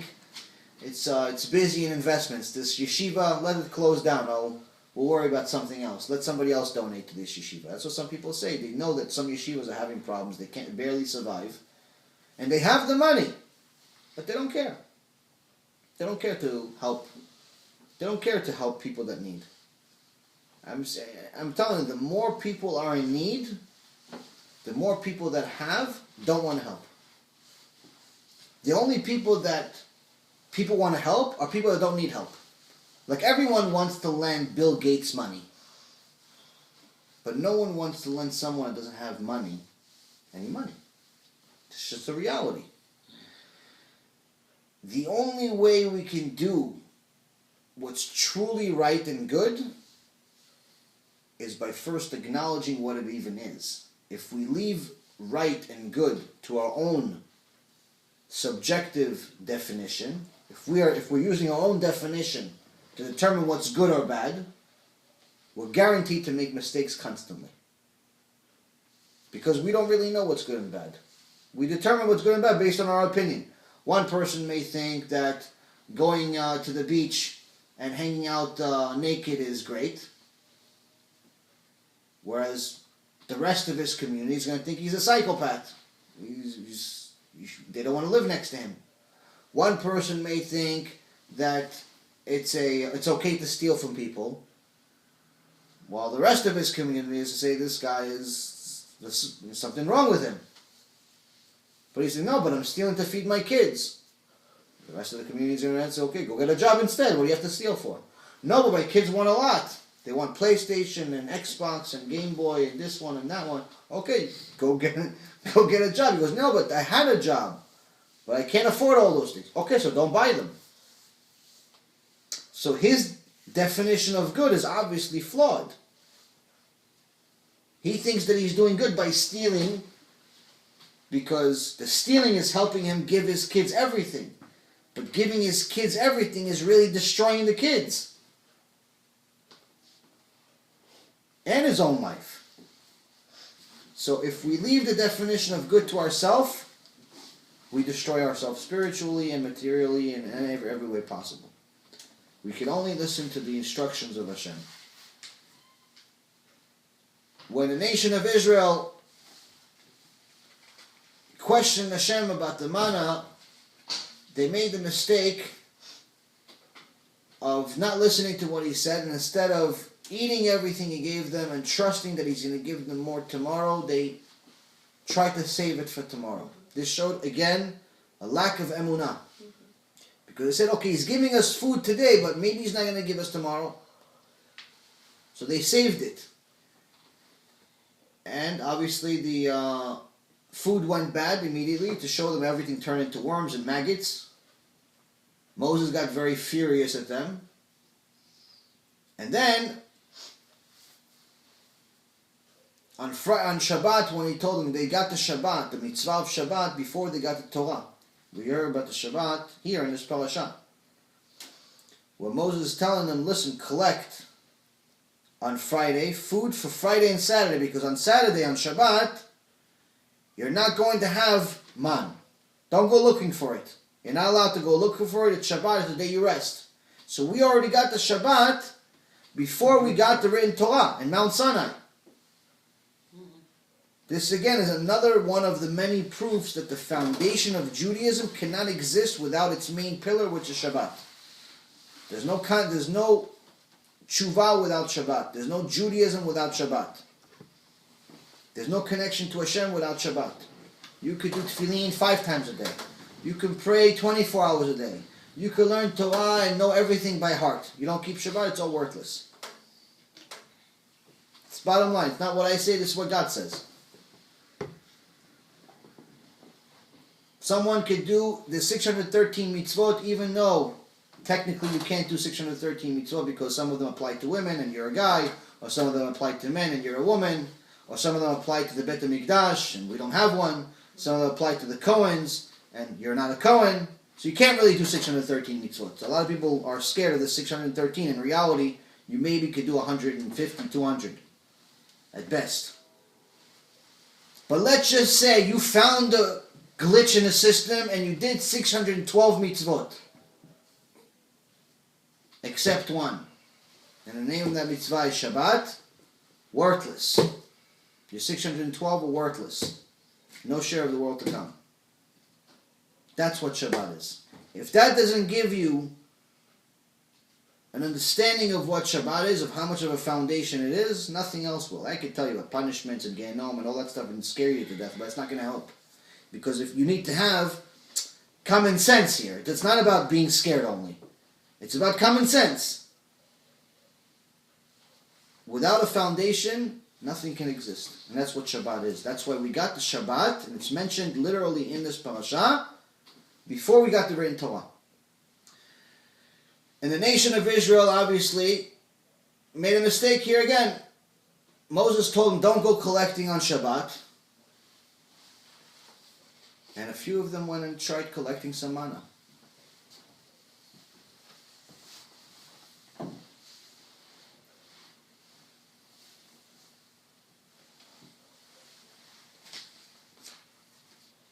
HaShem obviously wasn't very happy with them. Moses obviously was not very happy with them. And he tells, God tells to Moses, how long is it going to be, how long will you refuse to observe my commandments and my teachings? That's in verse, it's 16:28. Chapter 16:28. Hashem said to Moses, how long will you refuse to observe my commandments and my teachings? Which is, Lishmor mitzvotai v'toratai. So this thing teaches us a few things. Number one, it teaches us that the mitzvot and the Torah are two separate things. Two, it uses the word Torahs, not Torah, not singular. It's plural. Why? Because he's referring to both the written Torah and the oral Torah. Some people say, where does it say oral Torah in the Torah? When Hashem refers to the Torah, in many cases during in the Torah, it's referring to Torahs, plural, more than one Torah. Mm-hmm. So if it was just the written Torah, which is what I have in front of me, then it would be Torah, no S. Mm-hmm.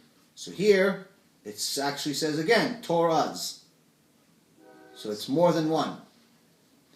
So that's referring to both written and oral Torah.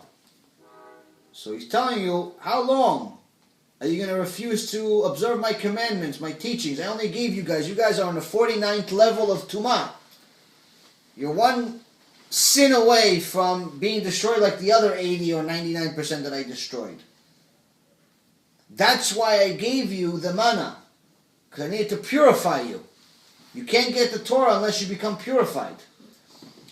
But in order for you to be purified, you can't just eat the food. You can't just eat the manna. You have to do some mitzvot. That's why I gave you some mitzvot. I gave you Rosh Chodesh. I just gave you Shabbat. I gave you a few things to do so you could go down from 49 levels. But now you're already violating the Shabbat. To look for the food that's going to help you, it's like drinking poison and expecting somebody else to die. Doesn't make any sense. How do you think that you're going to look for manna to help you become more spiritual by violating the most spiritual thing that I ever gave you and ever will give you, which is Shabbat? How could you do it? Doesn't make any sense. How long are you going to refuse? Why are they refusing? It's not that because they want to go to war with Hashem Chas v'Shalom. They're refusing because they have no Emunah. Same reason why people work on Shabbat. They don't work on Shabbat because they want to go to war with Hashem. Nobody wants to go to war with Hashem. Even the wicked don't want to go to war with Hashem. Only one wicked person that I know of in history, which his name was Titus, actually wanted to go to war with Hashem. He was stupid, so he did it. But normal people don't want to go to war with Hashem. Even if you don't like him, you still don't want to go with him. Even if you don't believe in him, you're still not going to want to do it. If it exists, then you say to yourself, I don't want to go to war. If it exists, I don't want to go to war with him. No one that's logical would ever want to go to war. So people that are violating, whether it's today or 3,000 years ago, violating the mitzvot, it's not because they want to go to war with him. It's because they don't believe in him. Or they don't know about him. Most Jews know what Shabbat is. Most Jews have heard what Judaism is and what the Torah is. But just because they've heard that there's a day in the week called Shabbat does not mean they know what it actually means. What's the consequences of not keeping it? I know myself, before I did tshuva, may Hashem forgive me for all my sins, before I did tshuva, I thought that if I don't work on Shabbat, that's enough for my level. Like, I thought that there's levels of keeping it. I figured that, okay, listen, I'm not working on Shabbat. Instead, I'm going to, I don't know, vacation or play cards or do whatever other nonsense I did at that time of my life. So I figured that if I don't work, that's enough. Why? Come on, I don't have to drive and use electricity and watch TV and go to movies and use money, go to restaurants. What's so bad about it? What does Hashem really care if I do all those things? I'm relaxing. That's my relaxation. I go to the casino. I put $30,000 on the table to play Texas Hold'em. That's my relaxation.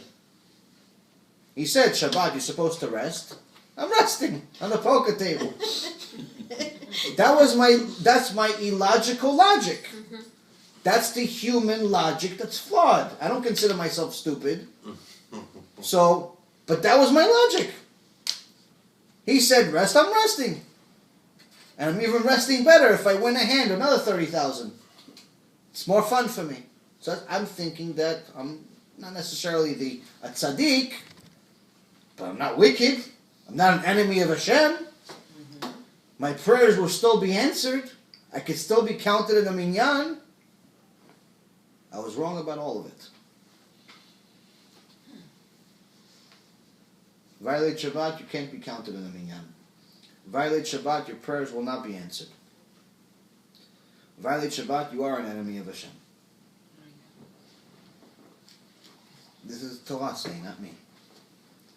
Obviously, Hashem keeps you in this world because He doesn't want you to be His enemy. Didn't want me to continue being His enemy. He knew my potential. He knew that I could potentially keep Shabbat at some point or another. Even though He had to put me through my own version of Gehinnom to get to that point, but nonetheless, I got there.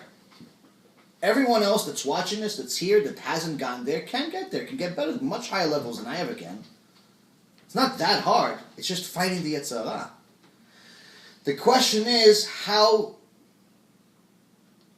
stubborn are we? How much of a Kshei Oref nation are we? If we're a stubborn, stiff-necked nation, then we have to go through Egypt in order to do tshuva. But if we're wise people, we just follow the instructions and have Emunah that it's all going to work out and He's going to fight our wars. When you pay attention to His details, you're going to be scared of Him. When you're scared of Him, that's already a very high level of tshuva. Very high level. I wish that we could truly be scared of Hashem. Like we are scared of mankind. No one's scared of Hashem like they're scared of mankind. Hashem, you violate one of His major mitzvot, you don't cry even for 1 second about it. A cop pulls you over, oh, you're going to cry for a week because he gave you a $300 ticket. That's reality. Before he even pulled you over, you're already scared that he Maybe he's going to turn the light. Every time somebody passes a cop, they always look in the mirror. Is he going to pull me over? He's going to pull me over. I drove 70 on a 60. I'm not sure. Everybody's scared of this cop. Nobody's scared of HaShem.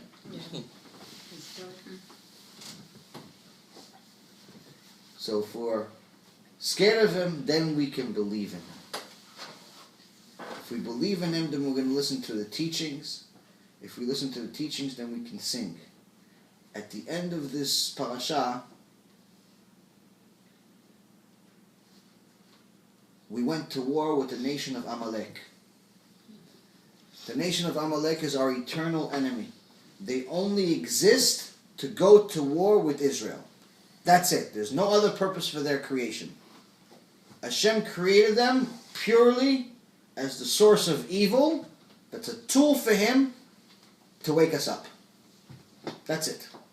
And that's why when Moses chose Joshua, Yeshua ben Nun, to pick the soldiers and go to this spiritual war. It wasn't just a physical war.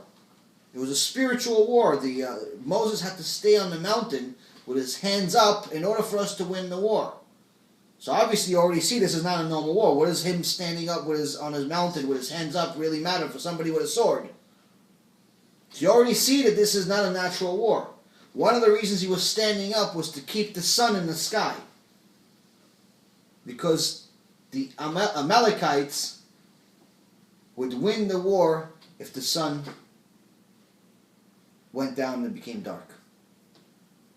So this was, according to the sages, this war was completely spiritual, barely, the weapons didn't matter. There was a lot of special effects, if you will. And Moses had to win it with the nation of Israel through spirituality, through connection with Hashem, through 100% Emunah. And that's why it says here at the end, in 17:12, Moses' hands grew heavy, so he took a stone and put it under him, and he sat on it, and Aaron and Hur was the brother-in-law of Moses and Aaron. He was the husband of Miriam. Supported his hands, one on this side and one on that side, and he remained with his hands in faithful prayer until sunset. So, not just prayer, but faithful prayer. There's a difference between going to Beit Knesset and just going to the prayer and finishing the prayer in 2 seconds just so I can go home or maybe just talk to the guys and finish. Or even praying at the house just so I can say, okay, Hashem, I did tefillin today. It took me about 2.5 minutes. Hopefully it takes me 2 minutes tomorrow. Let me go to work and make money now. Mm-hmm. That's one form of prayer. And in this prayer, where you spill your heart out to Hashem. Prayer that you're really talking to Hashem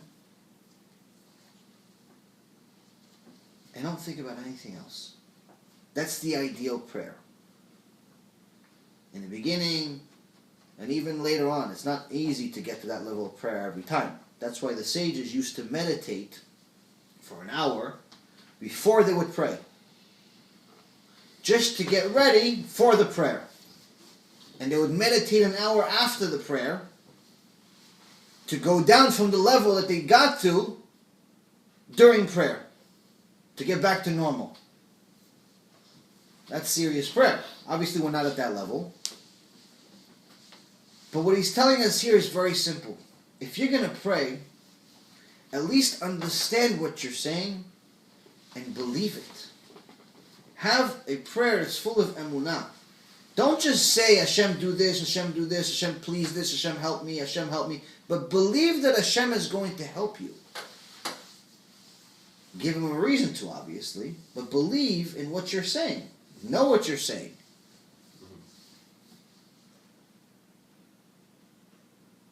This is one of the main things that is the foundation of Emunah. When we have the mitzvot that Hashem was telling us we needed to have, when we didn't do, he says, how long are you not going to do mitzvotai v'toratai? So he's telling us two things we need. We need the mitzvot, we need the Torah. And Moses is telling us here is the way to tell Hashem about all of the mitzvot and the Torah that we're practicing is through our Emunah and our tefillah.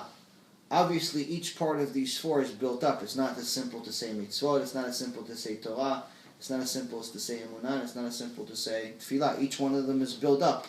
But those are the four pillars of a true connection to Hashem that's complete. We need to work on each one of them every day, a little bit every day. You can't get to completion overnight, and that's why I tell you that when everyone's talking about Mashiach, and everyone's talking about, what's going to happen at the end of time, oh, maybe I could do, tshuva at the last minute. Tshuva takes time. It's not an overnight process. Someone sold a story one time that you could do tshuva in 1 second, in the last second before somebody dies, and he didn't sell it well. Even though technically it's true, it's not true like people understand it. Someone can do tshuva in the last minute of their life means that someone is gotten to a point where he's in the last minute of their life, they're on their deathbed, and they recognize Hashem, and they feel bad for the bad things they did. That is a level of tshuva. But I can assure you, that's not enough. It's a level of tshuva which can turn some of the sins that you're aware that you did into shogeg, which means not on purpose, but it doesn't turn them into mitzvot. So if we spent our entire life making sins, and in the last minute of our life we realize, okay, we made this sin and that sin and this sin, and I feel bad now, okay, great. Now you have those sins that turn into accidental sins, so the punishment is less, but you're still missing out on mitzvot. You're still going to arrive up there with no mitzvot. You still can't go to Olam Haba or Gan Eden or any of that stuff. So to say that I could just do tshuva in the last minute, it's not realistic. To do tshuva takes time. You have to, number one, stop sinning. 2, start collecting the diamonds. Start collecting the mitzvot so you could arrive up there with some serious wealth, real wealth that you can keep. And the way to do these things is through the Torah. You can't do mitzvot without Torah. Why? Because even if you like to give tzedakah here and there, or you like to do a mitzvah here and there, without knowing the reason why, eventually you're going to stop. It's just a trend. You used to give $1 every day to this homeless guy. Okay, eventually the homeless guy moves. Then what? Or you like to, do a mitzvah. You have no idea whatsoever why you're wearing the kippah on your head, because, right now it's a problem in Europe to wear a kippah. So people are saying, no, you should wear a kippah, you should wear a kippah, you should wear a kippah. No one's talking about why you should wear a kippah. Why even, it's not enough people talking about why we wear a kippah, why we wear a tzitzit, why we do these mitzvot, why we do all of these things. To just show that we're proud of being Jewish, okay, great, but it's not enough. Okay, so we go through a trend. So we wear a kippah for 3 months, 6 months, a year, and then it's over. Okay, the trend is over. I take the kippah, put it back. Just like what happened after September 11th. Every American house had an American flag. September 11th happened, everybody became a patriot. And that happens in every terrorist event. After terrorism happened in France, everyone put France flags on their Facebook profiles. Everyone all of a sudden became patriotic with France. And, it's great, it's nice, but it's fake. It's not real. Because it's a trend. It goes away after a while. So, our mitzvot cannot be a trend. Our mitzvot need to be real. You need to know why you're doing them. The instructions of why you're doing them is in the Torah. Once you have the Torah, you have the second part. The Torah is every day, 15, 20 minutes a day, an hour a day, 2 hours a day, as much as you possibly can. Whether it's through CDs, through books, through YouTube, everything that's Torah is considered Torah. Whether it's lectures, some level of Torah. It doesn't need to be a book. If you're not a big reader, okay, watch YouTube. If you don't like YouTube, come to lectures. But don't go to lectures where the guy is, telling you you're a tzaddik and you don't even keep anything. Go to lectures where somebody's giving to you on your head a little bit and reminds you what's the purpose of life. after you have this Torah, then you have a shot of starting to build your Emunah. By recognizing already that you're doing Torah and mitzvot, you're recognizing the Creator's creation. You're recognizing that part of the Torah teaching is Musar, which teaches you how to be scared of HaShem. It teaches you after how to be scared with Him. Then you're believing in Him. You're doing what He wants. That's when you have Emunah. It's the third piece. After you have the third piece, your tefillah, which is the last one, will do the rest. Because at that point, after you have those three, the tefillah will come naturally. Why? Because every word out of your mouth will be a prayer. Every word out of your mouth will recognize Hashem. Every 2 seconds you're saying Baruch Hashem. Somebody says, how are you? You could say good. You could say Baruch Hashem. Somebody says, what do you think is going to happen? Bezat Hashem. Or you could say, I don't know. Both are right. I don't know is right. Bezat Hashem is even better though. Because it's in His hands. Once you have those three pieces, the fourth one will finalize the job. And that's exactly what happened at the end of this parasha. In order for us to win the war, we had to do mitzvot. We had to learn some Torah. But since we had a problem with Emunah, Hashem had to send Amalek to wake us up. When we're lacking in any one of these three, we're lacking in mitzvot, we're lacking Torah, we're lacking Emunah, Hashem sends us problems. If you have problems, that's because you're missing one of them. Or perhaps your tefillah is not good. If you have problems, Hashem is talking to you. Something's wrong here. Maybe all of them, maybe one of them, maybe half. We don't know. It's only you know. You and Hashem know. You know how much effort you're putting into your Torah. You know how much effort you're putting into the mitzvot. You know how much effort you're putting into everything. Are you putting as much effort into Hashem's work as you are into the work that you want to do? You know. You have to be the biggest judge of your own behavior. When you're doing all of these three, the first three, your tefillah will take care of itself. Your tefillah will be natural. Your tefillah will be every word that comes out of your mouth. And that will get you to a point where doing the Gemilut Chasadim that we talked about in the beginning, of Kiruv, it won't even require effort. Why? Because just talking to you will make people religious. When you have the mitzvot as part of your life, that means that people see you, they know you're Jewish. You act Jewish, you look Jewish, you're modest, you cover your hair, you wear a kippah, you go to Knesset. People know you're Jewish. Your mitzvot show that you're Jewish. When they talk to you, they see what you're talking about. If you're talking about baseball, basketball, football, stock market, okay, great, you're like everybody else. You talk about Moshe Rabbeinu, the manna, the Exodus, the Avraham Avinu, David HaMelech, Mashiach. You talk about things like that. Think about the foundation of Judaism. Okay, he knows Torah. Parashat Shavua, he knows Torah.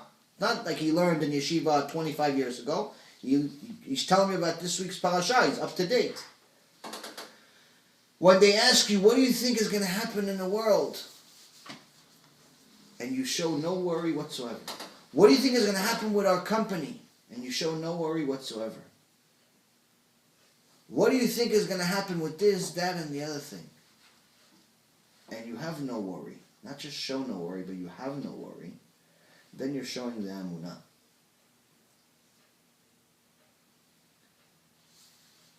These things are the foundation of what your purpose in life is. And when you have all of these, it's very, very easy to do kiruv, because people are going to want to be just like you. He has no worries. He knows what he's talking about. doesn't look so bad that he keep 1 day a week he doesn't work, or he goes to the Knesset, meets a bunch of Jewish people a couple times a day. It's not a big deal. It's not so bad. And for some reason or another, when he prays, HaShem answers. This 1, 2, 3 things happened, and to the surprise of everyone, HaShem answered his prayers and it didn't happen.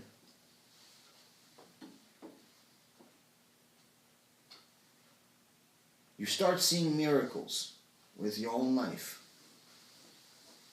And the chesed that you're doing for Hashem gets results. Why? Because you get other people to become religious through your actions.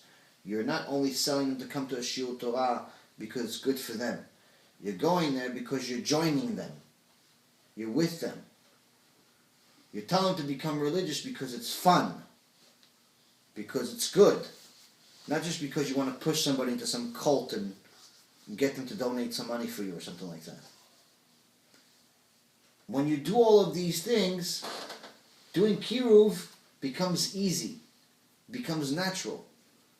And at that point, your tefillah can override the decrees that Hashem has decided. There's nothing better than that. Any questions? Very clear. This is- Baruch Adonai Leolam. Amen ve'amen. Amen. Amen.